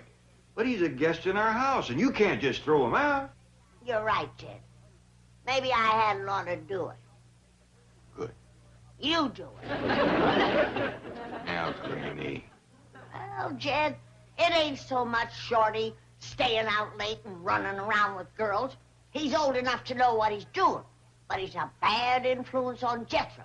He's got him doing it, too. Jethro's up in his room. He is? Yeah, I just heard him in there taking a bath and getting ready for bed. And here comes Shorty home, and it ain't even 10 o'clock. Well, I'll be. I'll just hustle these up to his room so you don't have to apologize to him. Thank you, Jess. I appreciate it. And I was wrong to lose my temper. We all make mistakes.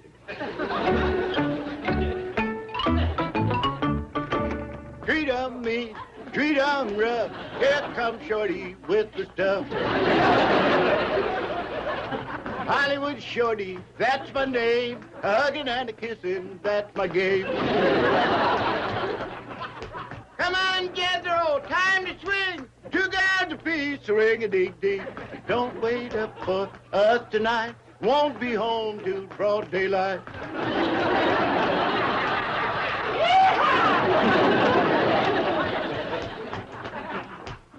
Like I said, Granny, we all make mistakes.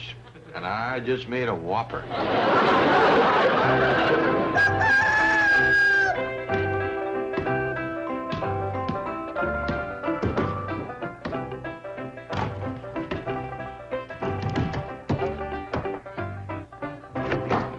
Morning, Pop. Morning, Ellie. That act sure sounds like you're getting the workout. I ain't never seen such wood chopping in all my life. I gotta give Jethro credit. Out all night and chopping wood before breakfast. That ain't Jethro. It's Shorty. Shorty? Why in the world is he doing Jethro's chores? He was out all night, too. Can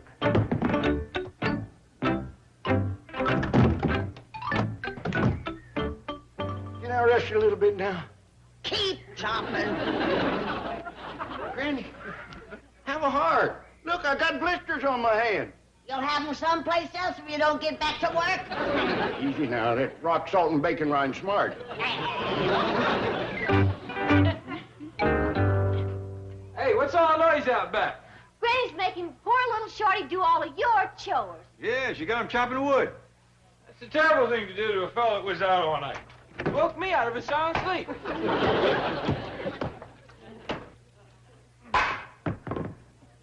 Well, Jethro, am I glad to see you? Did you chop all this wood, Shorty? Every stick of it. Granny's been holding that shotgun on me for 2 hours, making me work my fool head off. Will you take over? Sure, I'd be glad to. I'll watch him, Granny. He makes a break for it. Give him both barrels. Salt his shanks for him. I will. As quick as he splits all that wood, I want him to spade up my tater patch. I see he does it. Jethro, after last night, I thought we was friends, pals. We is. Up to it, pal. I'll guarantee you one thing. Hollywood Shorty ain't going out tonight. The way you're working him, he'll probably go to bed right after he gets done eating supper. Correction. When he's done washing dishes. When I'm through with that bushy-faced little banshee, he won't want to go no place but back to the hills where he belongs. I feel awful sorry for poor little Shorty. Me too, but ain't no use arguing with Granny. When she makes up her mind about something, she ain't easy to talk out of. About as easy as talking a bulldog out of a bone. The best thing we can do is to be extra nice to Shorty. Gotta make up for Granny. I'll do it, Paul. I'll be real nice to him. I bet you might have taught her chopping wood, Shorty. I'll tell you the truth, Ellie Mae. If the warden's deputy wasn't holding a gun on me, I'd go over the wall. Jethro, you put that gun down and go chop that wood so Shorty can rest. Did you hear that, Shorty? Is that funny? I'm sitting there with a shotgun, and this dumb old girl cousin of mine thinks she can order me around. Is she dumb or is she dumb? You're dumb. D-U-M, dumb. Don't mess with him, Ellie Mae. He's big as a moose and twice as strong. Appreciate what you're trying to do. No, don't tangle with him. Oh, I can't look. You can look now, Shorty.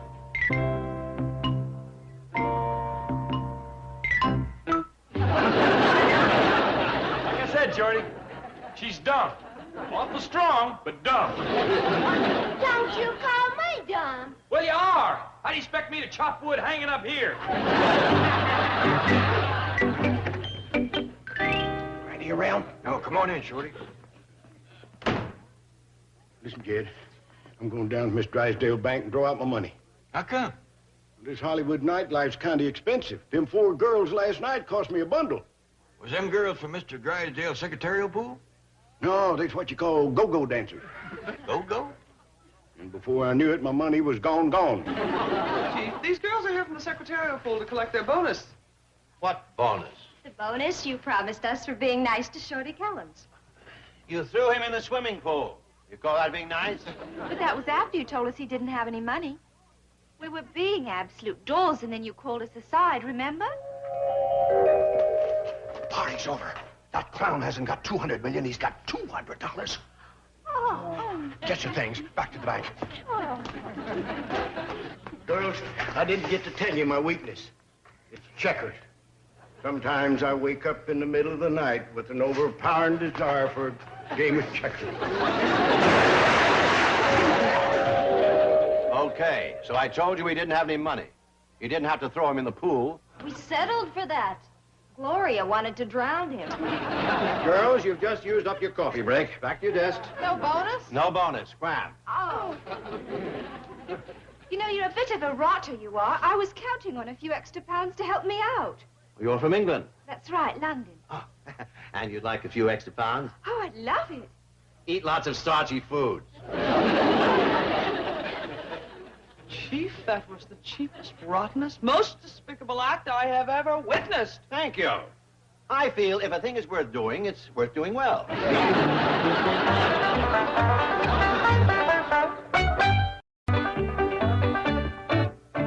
Shorty? Can I talk to you a minute? Kid, I gotta get down to the bank before Granny catches me. She'll put me to work. Granny's upstairs changing all the beds. She's gonna make me do the laundry. Well, she's going to be busy for some time. All right, what do you want to talk to me about?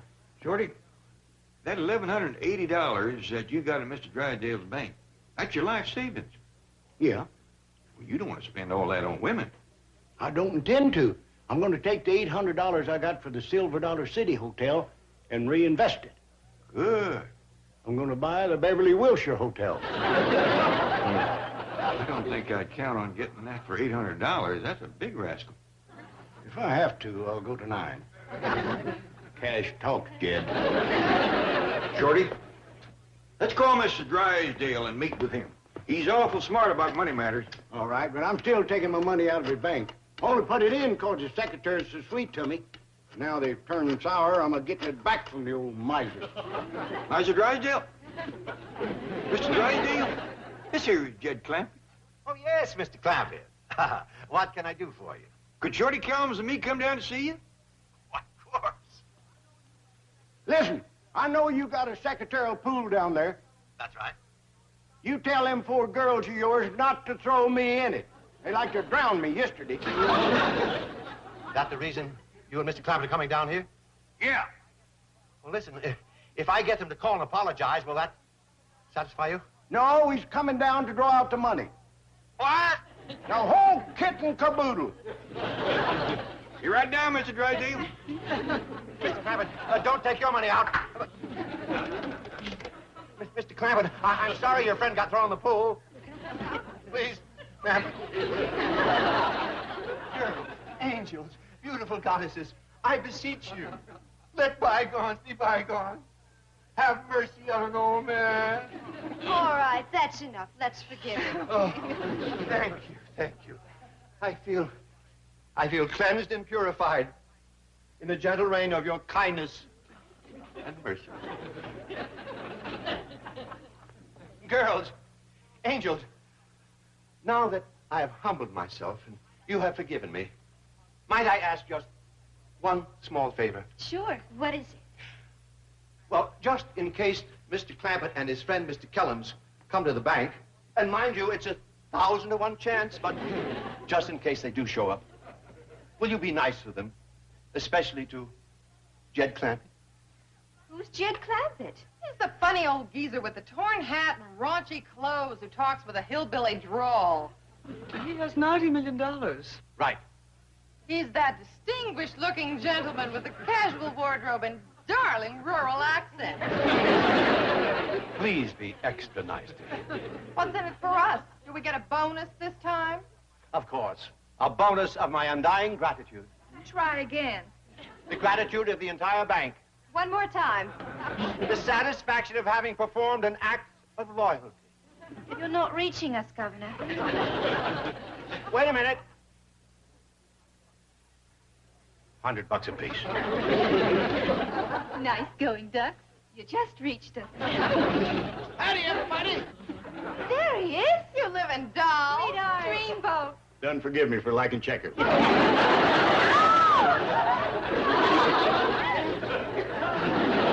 Girls, you missed me. Here I am. Girls. You know something, Miss Hathaway? Once you're branded as a checker player, you're through in this town.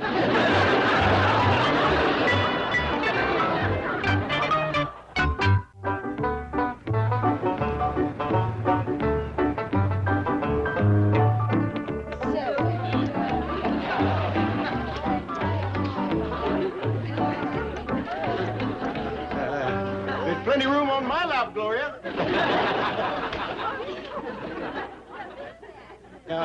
Listen, girls. What if I was to tell you I'd never play another game of checkers as long as I live?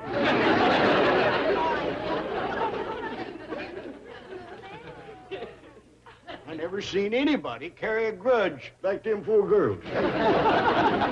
Oh, Mr. Drysdale, I'd like to draw out my $1,180, please. Fine, fine.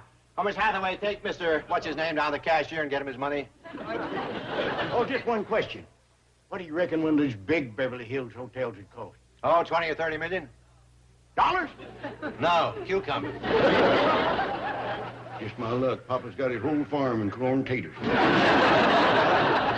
Girls, what if I'd say I never had played checkers? Just ain't my day.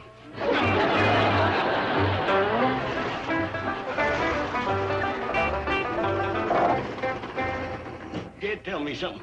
Is city women generally as fickle as them girls down Mr. Drysdale's bank?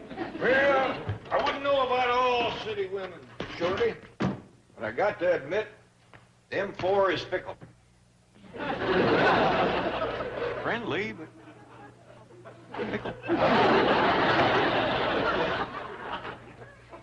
So, Hollywood Shorty, it ain't enough that you led Jethro down the wrong path.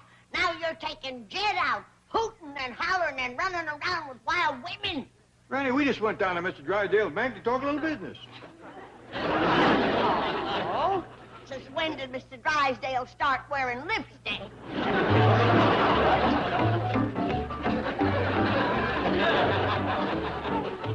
I think I better go wash my face. Hold on, Playboy. You got something to wash, too. Me? You.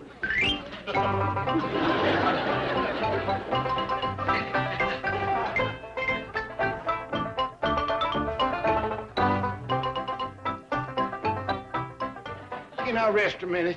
Keep scrubbing. That lye soap of yours is awful strong. Maybe it'll wash your sins away. It might could. It just took 2 fingernails.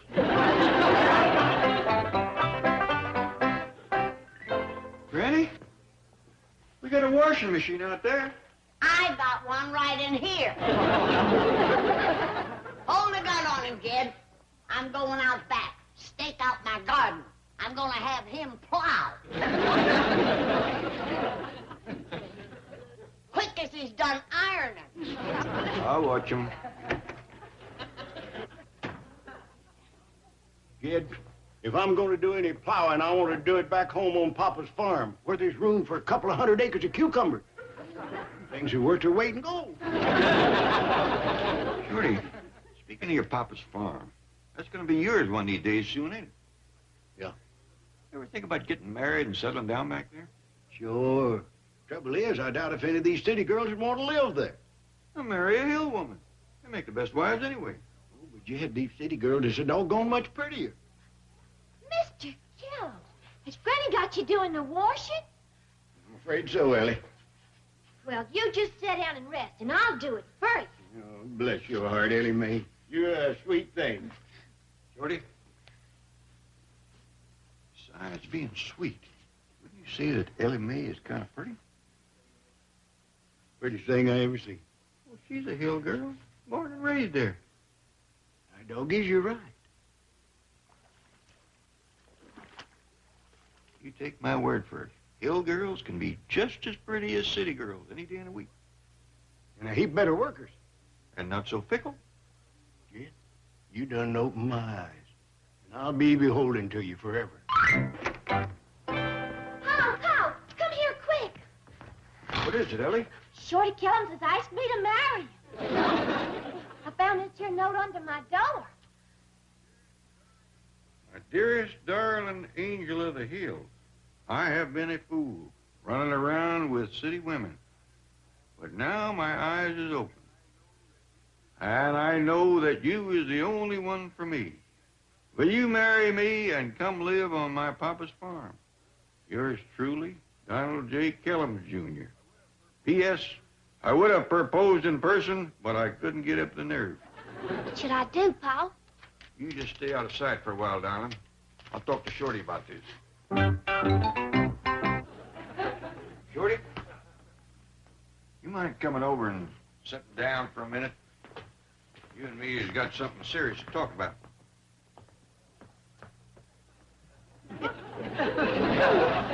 Jethro, why don't you run and get my ramrod and gun oil? I gotta make sure this old double barrel's in prime working order. Yes, sir. Shorty, the angel of the hills just showed me this proposal you slipped under her door. You ain't mad, are you, Jed? Oh, I'm pretty near as happy as she is. She liked it, did she? She can't hardly wait for the wedding. And she won't mind coming back to the hills with me and living on Papa's farm? She loves the notion, Shorty. Pure love.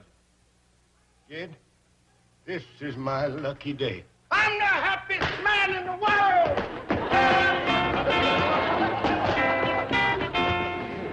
Congratulate me, Jethro. I'm marrying into your family. Is that true, Uncle Jed? Sure is. Shorty put it on paper and slipped it under his lady love's door. Congratulations, Shorty. Granny's gonna make you a dandy wife. Yeah. Did he say Granny? That's what he said. Oh, Lordy. I slipped it under the wrong door. I blew it.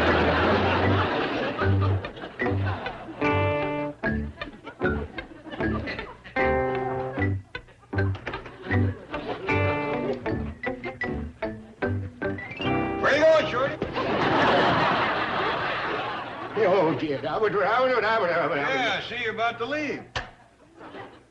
You wasn't fixing to run out on Granny, was you? No. Oh, I bet I know. You're going back to the hills to fix up that old farmhouse for a honeymoon cottage, and then you're going to send for your bride. You took the words right out of my mouth.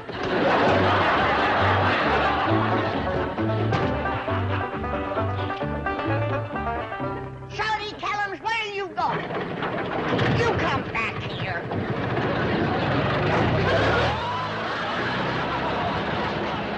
He ain't running out on that plowing job. I'll get his tires as he goes through the gate. Now, Granny, leave him be. He's going back to the hills like you wanted. Wonder what made him decide to leave so sudden. I think it was something I said.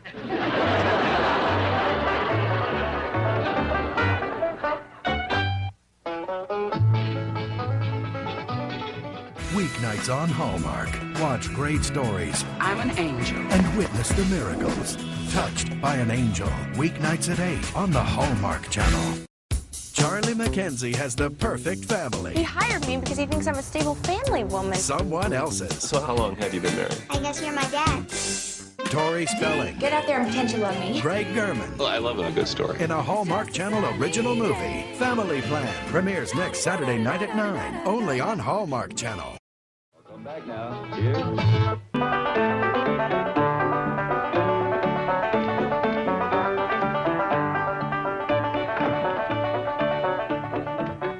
Paul, Granny, there's some fellas putting a sign on the front of our house. What kind of sign, Ellie? Great big thing. Red, white, and blue. Real pretty. It says, Welcome, Hero. Welcome, Hero? Did you ask him who said to put it up? Yes, sir. They said it was Miss Drysdale. Miss Drysdale? That is puzzling. We best go talk to him. How doggies, that is a big rascal. Purty, too, just like you said. Where's the fellas that put it up? Recognize go.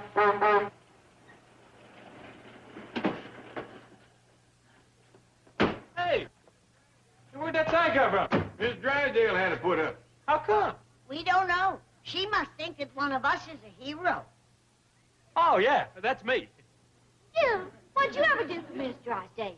I just saved her valuable French poodle dog, that's all. And for that, she give you this big hero sign? That's the great story about that poodle dog, Granny. How'd you save it, Jethro? Well, I was out back this morning, and I heard this dog a whining. So I looked through the hedge, and there was a sissy-looking fella. He had hold of Miss Drysdale's poodle, and he was cutting off all its hair. No. Yeah. So I says, hey, you, I says, let go of that dog. Did he let go? No. So I went through the hedge and asked him again. But he just looked at me and kept on a-cutting. So I grabbed a hold of him and shook the dog loose. What'd he do? He kept yelling, "Masseur, Masseur." So I told him to go back to his sewer and leave that dog alone. And then he slapped me. He slapped you, did he? Yeah. It didn't hurt me, but it made me awful mad. So I picked him up and chucked him in the swimming pool. I bet that cooled him off. It sure did. He scampered out of there and took off like a wet jackrabbit. And once I had him on the run, Miss Drysdale took up the chase. No fooling. Yeah, she kept running after him, yelling, "Henri! Henri!" And he was, too. Orneriest little fella you ever did see. I'll never be able to get Henri to make another house call, and he's blacklisted me with every poodle beautician in Beverly Hills. Well, now, Margaret, I don't... And look at poor Claude. He had to wear his raincoat so no one can see that he's only half clipped. Go to Daddy and let him comfort you. Will you stop calling me that dog's daddy? Milton, how heartless. You're a cruel and unnatural father. What a ghastly morning I've had. The sign people didn't deliver the Welcome Hero banner for the front of our house. Oh, don't worry about that. Now, I've got a tremendous hero's welcome waiting right here at the bank for our nephew. Lance Bradford is my nephew, not yours. Well, I can be a father to a dog, but I can't be an uncle to a hero. Look what I'm spending on your nephew's reception. Electric sign, $1,500. Bleachers, $600. Band, $400. Confetti, streamers. Why, the astronauts didn't have a bigger reception. It's no more than Lance deserves. He's the pride of the Air Force. Jetstream Bradford. Okay, but I'm still spending a bundle. And all I ask is one little favor. I want to invite the Crampers. No. Oh, but they're our next-door neighbors, our biggest depositors. They are your biggest depositors. And believe me, that will change when Lance takes over the bank. No, wait. I'm making him vice president, but he's not taking over. That's only a question of time, dear. With his brilliance and daring, with his intelligence and personality, he'll be bringing in accounts that will stagger. Excuse me, Mrs. Drysdale. I'm terribly sorry to interrupt, but your driver just telephoned from the airport. The hero's plane has landed, and they'll be on their way here immediately. Oh, how thrilling. Come, Claude. We must be ready to greet your cousin, the hero. Get into your uniform. Oh, Chief, but please, don't make me get into that ridiculous outfit. Ridiculous? It's patriotic. Well, you should feel honored.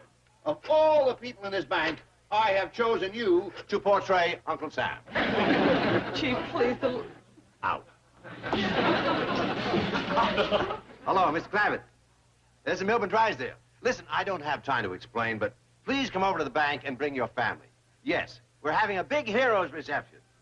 Who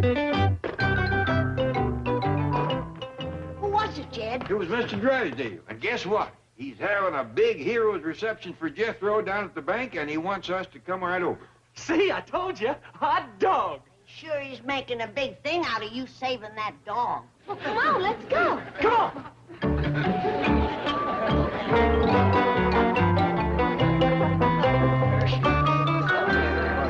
Where's Uncle Sam? Oh. Just out of the way! Get out here in the double! Come out here to the curb. Chief, please don't make me do this. Oh, you look great. Besides, I'm going to give you a bonus. Really? What is it? You get to keep the beard. Here they come! Break up the band! Wave your flags! Cheers for the hero!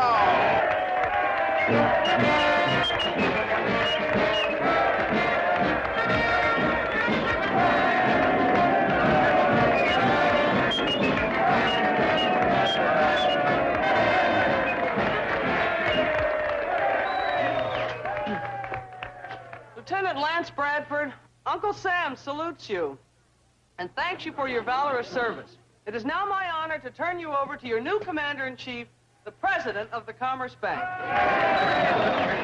Mr. President, Uncle Sam, Aunt Margaret, honored guests, my fellow Americans. I join your ranks today, not as a hero, but as a fellow employee of this great bank. No longer Jetstream Bradford, terror of the skies, but just plain Vice President Bradford.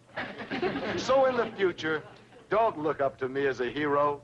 Look up to me as the boss's nephew. Look up to us, Lance. You're still a hero to us. You're a dreamboat. Welcome to the bank. We'll be seeing you, doll. Lovely ladies, the eagle of the wild blue yonder salutes you.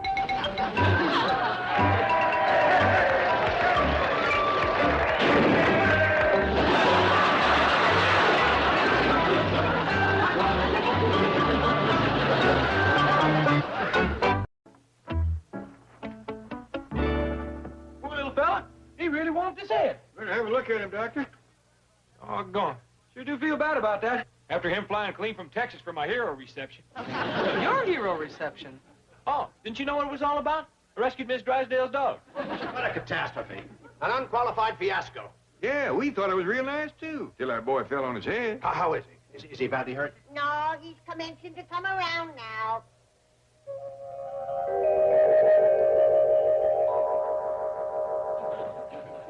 Who are you? I'm your doctor.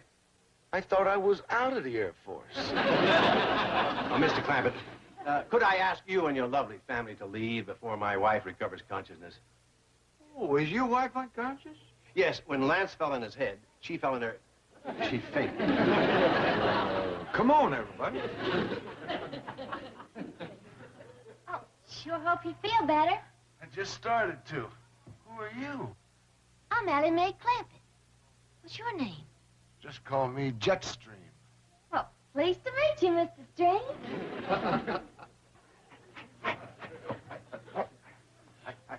Look at that. The old reflexes are just like lightning again. Well, I think I'll take a look around the bank. Are you sure you're all right? Of course. That's the Air Force training. You crash a plane, you climb right into another one, and take off. Old Jetstream as good as new. Nerves of steel, eyes like a hawk. Just close the door. One thing a pilot's got to have, great peripheral vision. Tricky door. Yes? What? Oh, no. Oh, no. Well, bad news, Chief? Good and bad. My wife's still unconscious. Well, what's the good news? That was it. Well, what is the bad news? Well, all the employees were out front. Somebody robbed the bank. Come on, Jethro. We want to get home. Can't you walk a little faster? Not and drag this dog, I can't.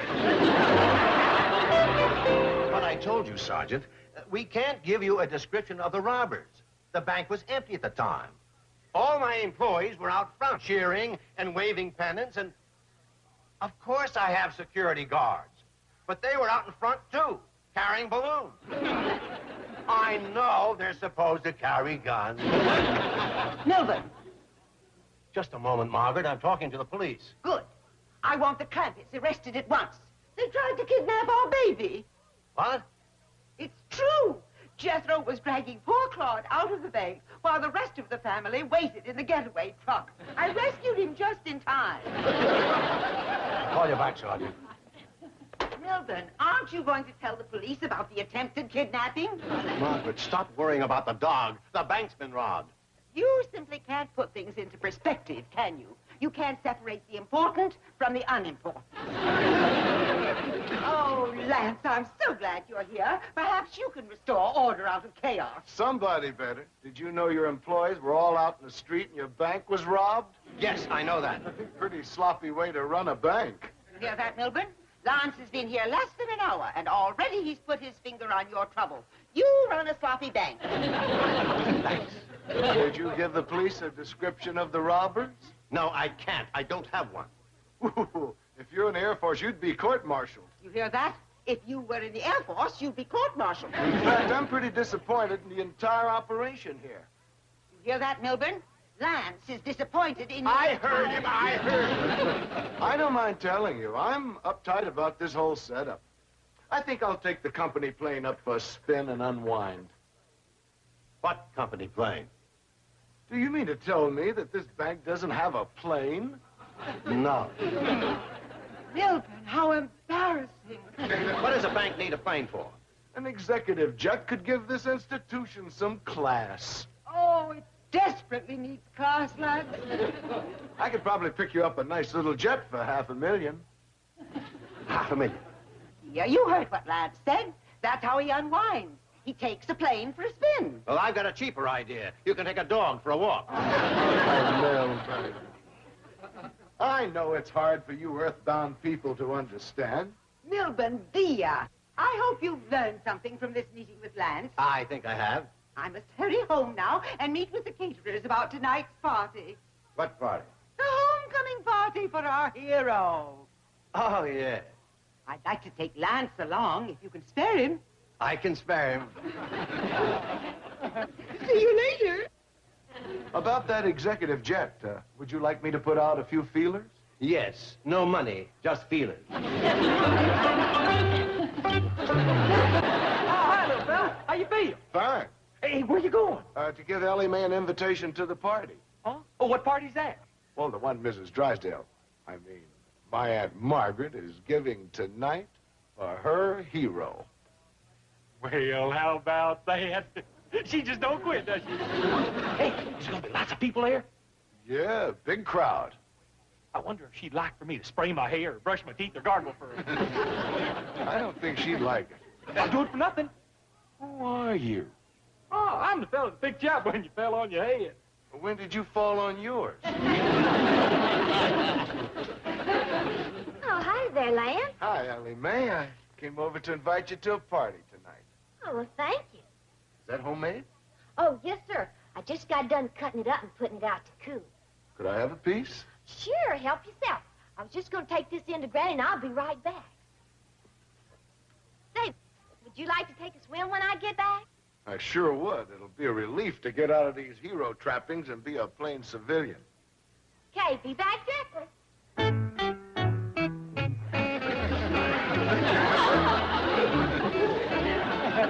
Beautiful girl, but she sure makes lousy fudge.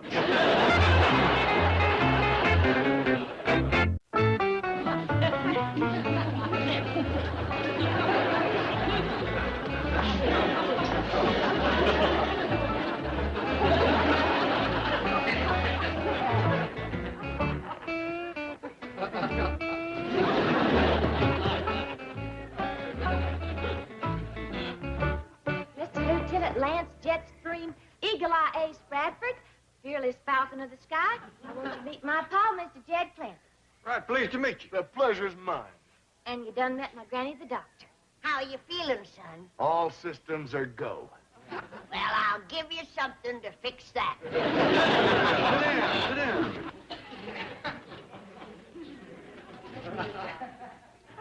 You aviators must lead a real exciting life. We live in fame and go down in flame. You don't say. Lance is what you call an ace. That means he's been in lots of dogfights. Oh, my nephew Jethro has been in a few of them. Really? Yeah, last one he had was a doozy. Tell me, what did he tangle with? A Russian MiG?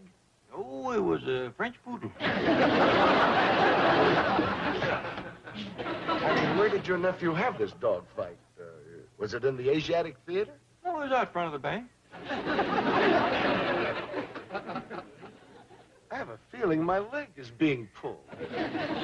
Granny can take care of that, too. Gee whiz, Lance. Sure must be hard to fly them fast airplanes. Well, mostly it's a matter of cool courage, perfect judgment, and the ability to react instantly.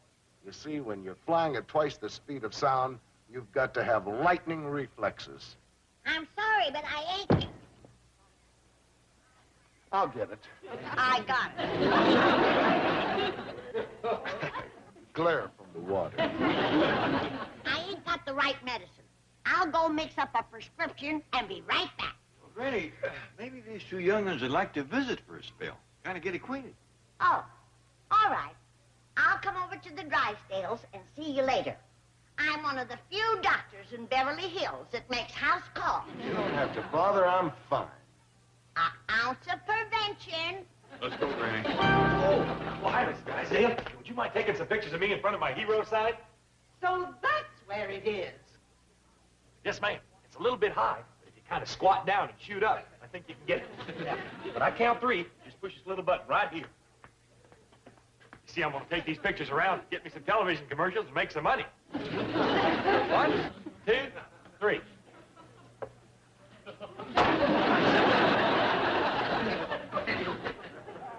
You done it wrong, Miss Drysdale. You're supposed to push it with your finger. By doing it with your foot, you done smashed it. Take that sign down immediately. It won't do no good now. You done ruined the camera.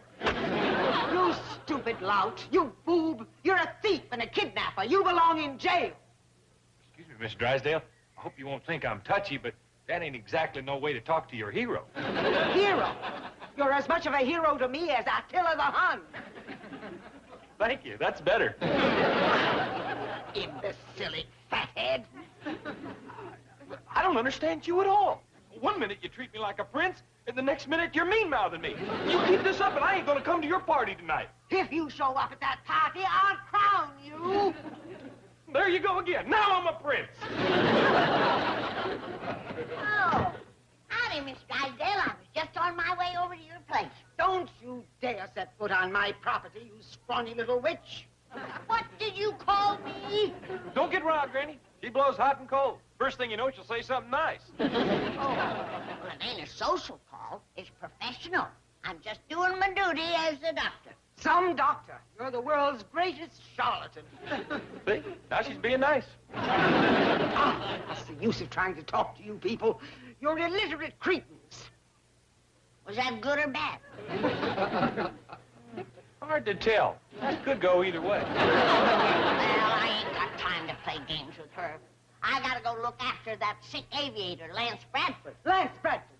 Don't touch him. He's my nephew. As a doctor, it's my duty to treat him, no matter how bad a family he belongs to. I'm warning you, stay away from Lance Bradford. He's my brother's only son. My blood flows in his veins. Well, let go, or it'll flow down your chin. Stay away. I don't want you or any member of your family to go near him. It's too late, Miss Drysdale. Him and Ella Mae's this close already. What? They's out by the swimming pool in their swimming suits. So that's your game. You don't fool me with this doctor charade. You're hoping to lure my nephew with a beautiful face and a seductive figure. He ain't my type. Ain't flying awful dangerous? Oh, I've had a few close calls. I remember one terrifying experience. We were flying at 20,000 feet, right through a storm. The plane was rocking and rolling and bobbing and weaving, being tossed around like a kite. Oh, my goodness, it must have been awful. It was. If the stewardess hadn't given me a sedative, I never would have made it. Lance, you must get away from here immediately. What's the matter? These people are trying to snare you with this creature. Don't you see the trap? No, but I dig the bait. You stay away from this precious boy, you blonde vixen. Now, just a doggone minute. It's all right for you to mean-mouth Jethro and me, but don't you call Ellie names. She's a peasant just like the rest of you. You low-bred hussy. That didn't fatso.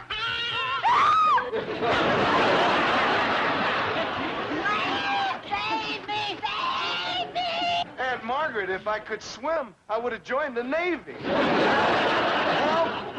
Help?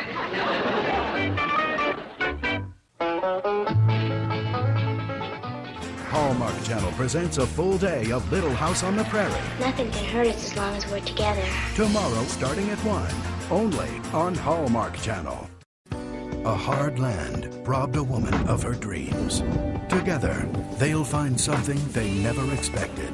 From Michael Landon Jr. See Katherine Heigl in a Hallmark Channel original, Love Comes Softly, Monday night at 9 on the Hallmark Channel.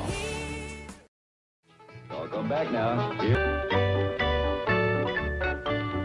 Granny, Ellie Mae, Jethro, time to go. Get a move on. Granny? Ain't you going to get dressed to go over to the Drysdale? I ain't going, Jed. Why not? 'Cause Miss Drysdale will mean-mouth me like she always does. You come over here and sit down. In the first place, we ain't going over there to see Miss Drysdale. We're going to see her nephew. They's blood kin, Jed. He's got her meanness in him. That is a lot of hogwash. Your own grandfather was one of the orneriest cusses that ever roamed the hills. But did that make you mean? No. I wonder what did.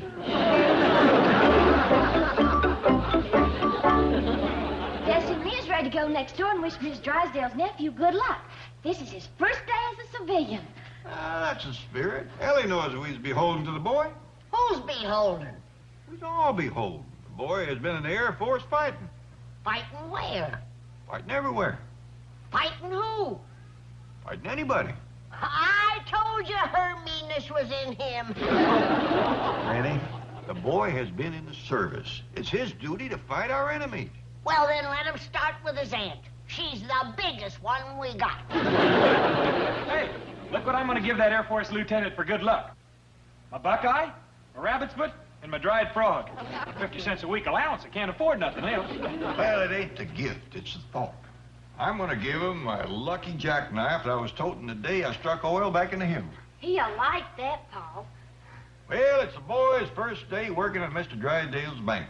We all want to wish him well. I'm going to give him a kiss, and Bessie's going to give him this here banana.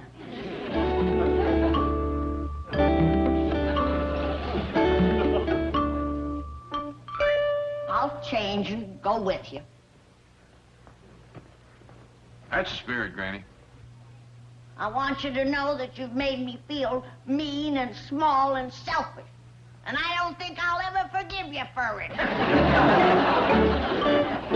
Melvin, darling, I have a surprise for you. Huh? This morning, I'm going to prepare and serve breakfast myself.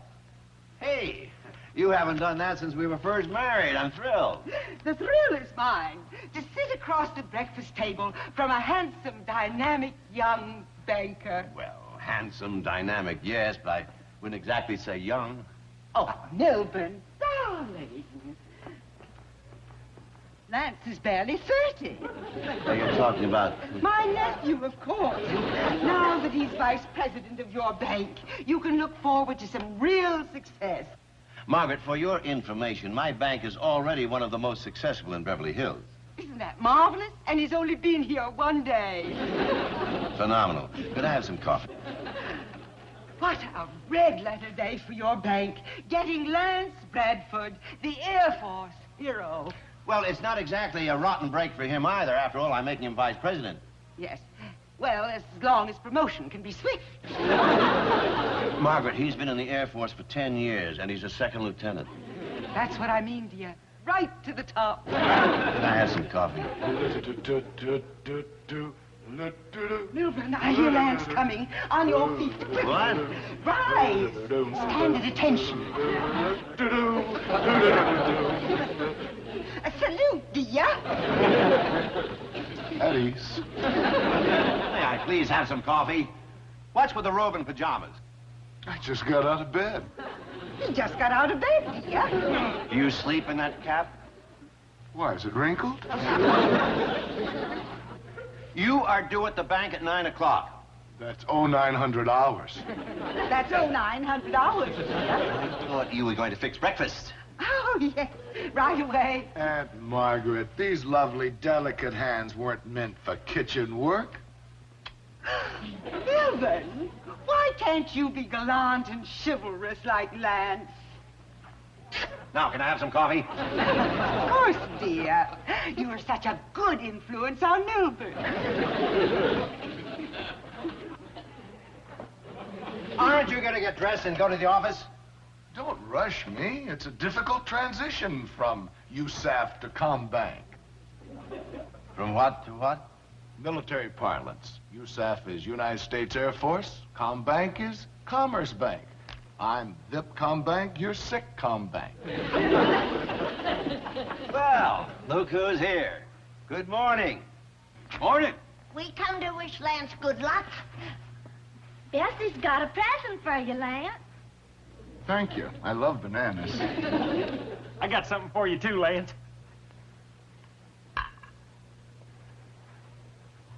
What's that?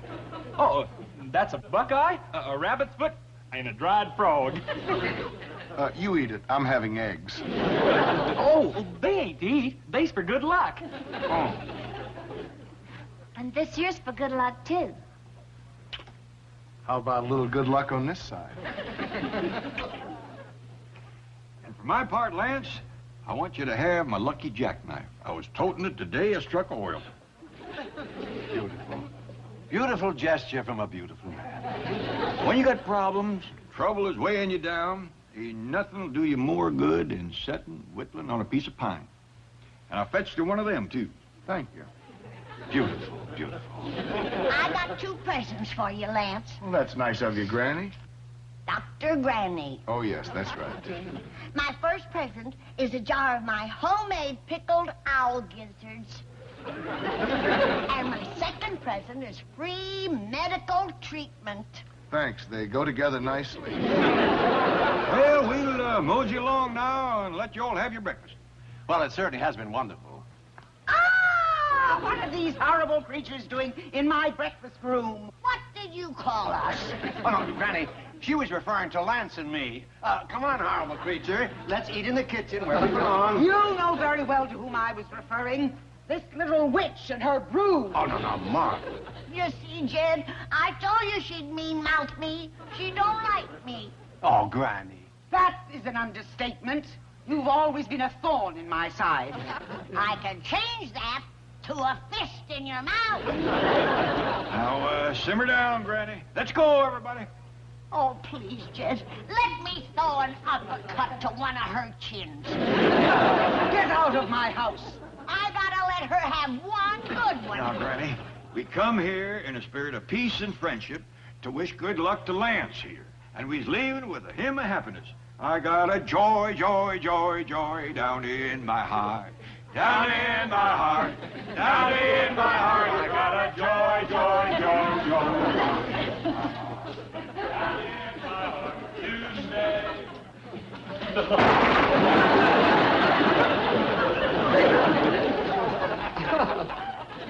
Now, I got a joy, joy, joy, joy. Down in my heart, down in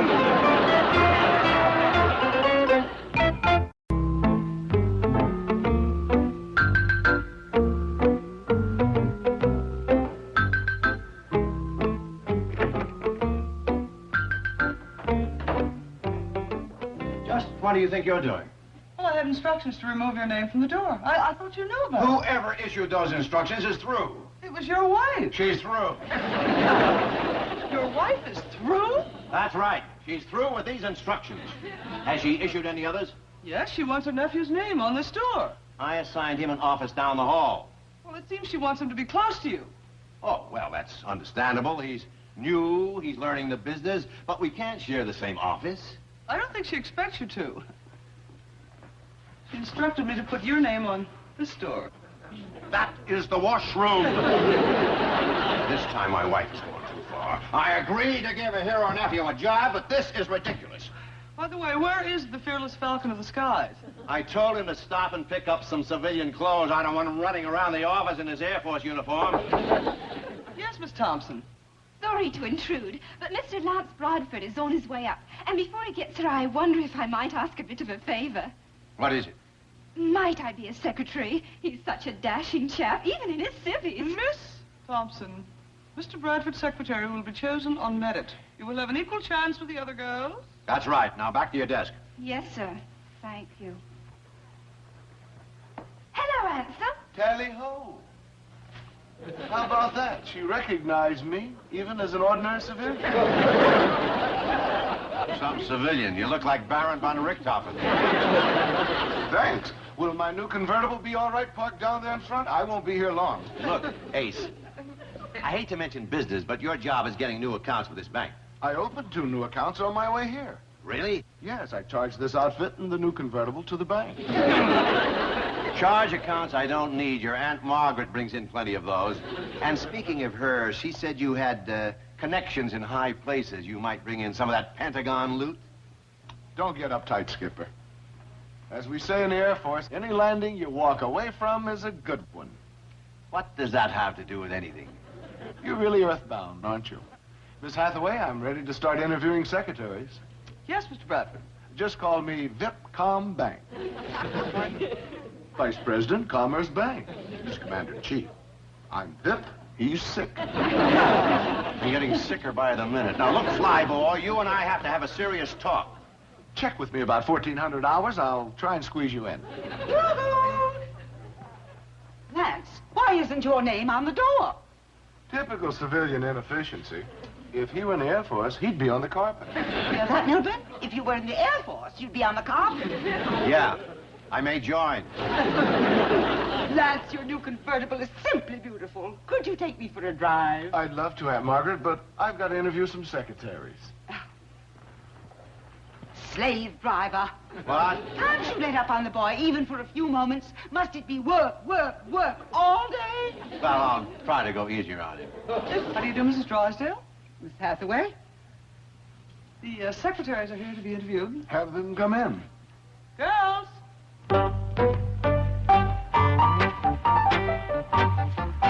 The duty calls, Aunt Margaret.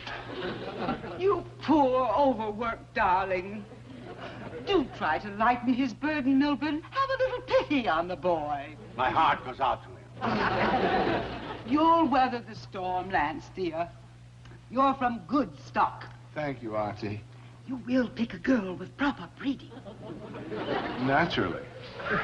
Come along, tyrant. Where are we going?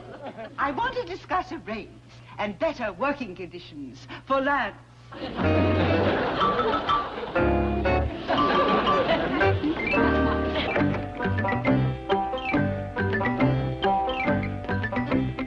Where are you going, Granny? What'd you say, Jed? Where are you going? What? There. There's a varmint in the neighborhood. What kind of varmint? Mean, Jed, mean. Ugly, too. Vicious thing. Sound like a coyote. She looks like one, too. She? It's a female. You aim to shoot her in a good dress? I don't care what she's wearing. Oh, so that's it. You're after Miss Drysdale. Oh, 8 years of name calling. I can't take it no longer. Sit down. Oh, please, Jed. Just let me give her 1 barrel. Nope. No. I'll give her a 50-foot running start. Nope. 100-foot. And you can hold my glasses. Well, now, holding your glasses is a real good idea. Hand me that gun, Jed. I can still salt her britches. Nope. I can't miss a target that big. Now, you go in the house and stay there till you cool off. Oh, Jed. And ask the good Lord to forgive you for your mean thoughts. Ask him to fill your heart full of love and kindness. Ask him to make you a good neighbor. I wish he'd make me a good neighbor to take the place of the one I got now. You do as I tell you.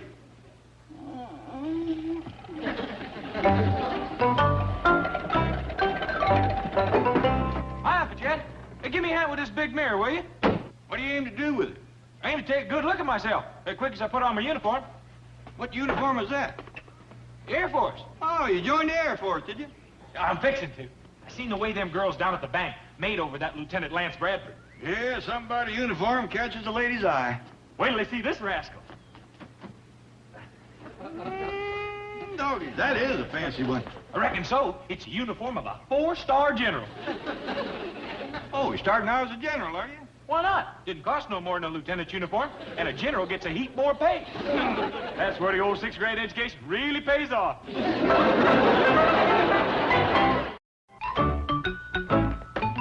that? Me, Granny. Jed, can I have my glasses and my shotgun back? You could have had your glasses if you hadn't asked for the shotgun. What you mean? I'm afraid you still got in for Miss Drysdale. Well, I asked the Lord to fill my heart with love for the woman, like you said. Did he do it? Jed, is it my fault that he don't like her neither? You just keep asking him to fill you with the sweet spirit of charity and kindness. Oh, Jed, please, can I have my glasses back? Not yet. I'll get to that woman if I have to crawl every foot of the way. Hi, Granny. How do I look? You look fine. Where are you? Hey, I'm right here. Hey, where's your glasses? I don't need glasses. How do you like my uniform? I'm a 4-star general now. General? Yeah, and my pay sure is going to beat that 50 cents a week allowance Uncle Jed gives me. Good. This uniform is a real girl grabber. Got a lot of fruit salad on my chest. You always was a messy eater.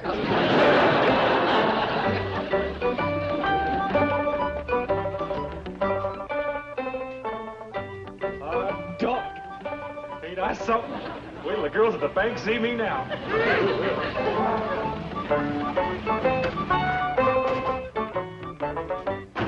Say, that looks like an Air Force general. Wait here. Jethro. Oh, hi, Lance. What are you doing in this outfit? Ain't it a pity? Air Force general having to drive around in no wreck like this? You know what you can get for wearing a general's uniform? No, not exactly. But I bet it's plenty. Listen, buddy, they could send you to the stockade. I don't care where they send me, just so long as there's plenty of girls. Well, that's your problem. Mine's getting new accounts. Listen, I understand your Uncle Jed is worth $90 million. That's right. Do you suppose you could get him to put it in Mr. Drysdale's bank? That's where he keeps it now. Oh, boy, just my luck. I've got to get someone to open a new account, or that old goat will eat me out. I don't keep my money in Mr. Drysdale's bank. You don't? Would you be willing to? You fix me up with some of them pretty girls, and I'll put in my whole allowance. You mean it? All of it? Every penny. Come with me, Jethro. A general. Introduce me as a big, important general. Don't worry, I'll give you a real build-up. Girls, I've got a terrific thrill for you. I'd like you to meet the biggest general in the Air Force. The ace of aces, the pride of the Pentagon, General Buzz Bodine himself. Oh, thrill! Look at all those decorations. And girls, he's single.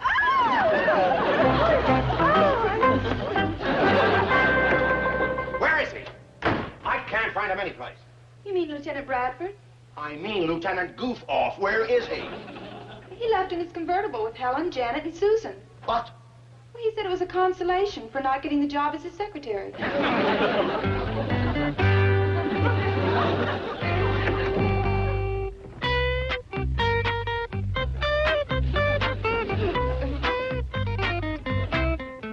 Miss Switzer!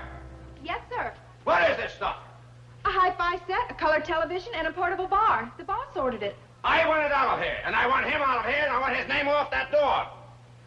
Miss Hathaway! Yes, Chief? Come out of there. We're no longer sharing the washroom. Thank goodness. I was beginning to get claustrophobia. Where's Lance? That's a good question. I have some flowers for his desk. Well, put them in there. His desk has running water. That's your office. Not anymore. It now belongs to that phony flyboy nephew of yours. What do you mean, phony? You told me that jerk had high connections, that it'd bring in some Pentagon money. And I have. Did you say you have? That's right. I've just come from a meeting with a 4-star Air Force general, and he's agreed to put his entire allowance into the bank. Holy mackerel. Those Air Force procurement allowances can run into billions.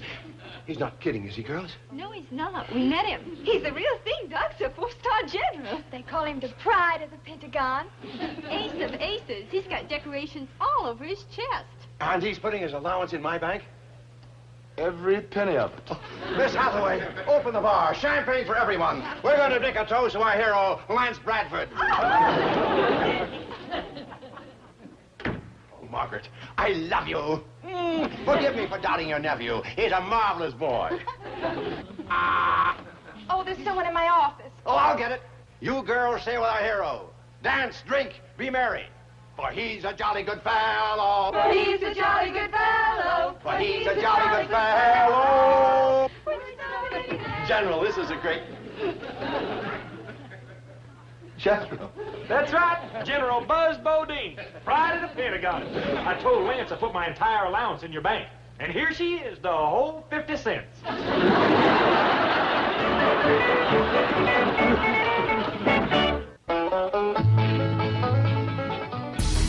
What is wrong with this picture? Kelly Martin stars in Mystery Woman, Sing Me a Murder. Premieres Friday night at 9 on the Hallmark Channel. They found a bone, a human bone, and I just found the rest of the body. A body. From the Hallmark Hall of Fame collection. We have an explosive case here. Comes a secret too dark to uncover. The Runaway, Tuesday night at 9 on Hallmark Channel. I'll come back now. Cheers. This has been a Filmways presentation.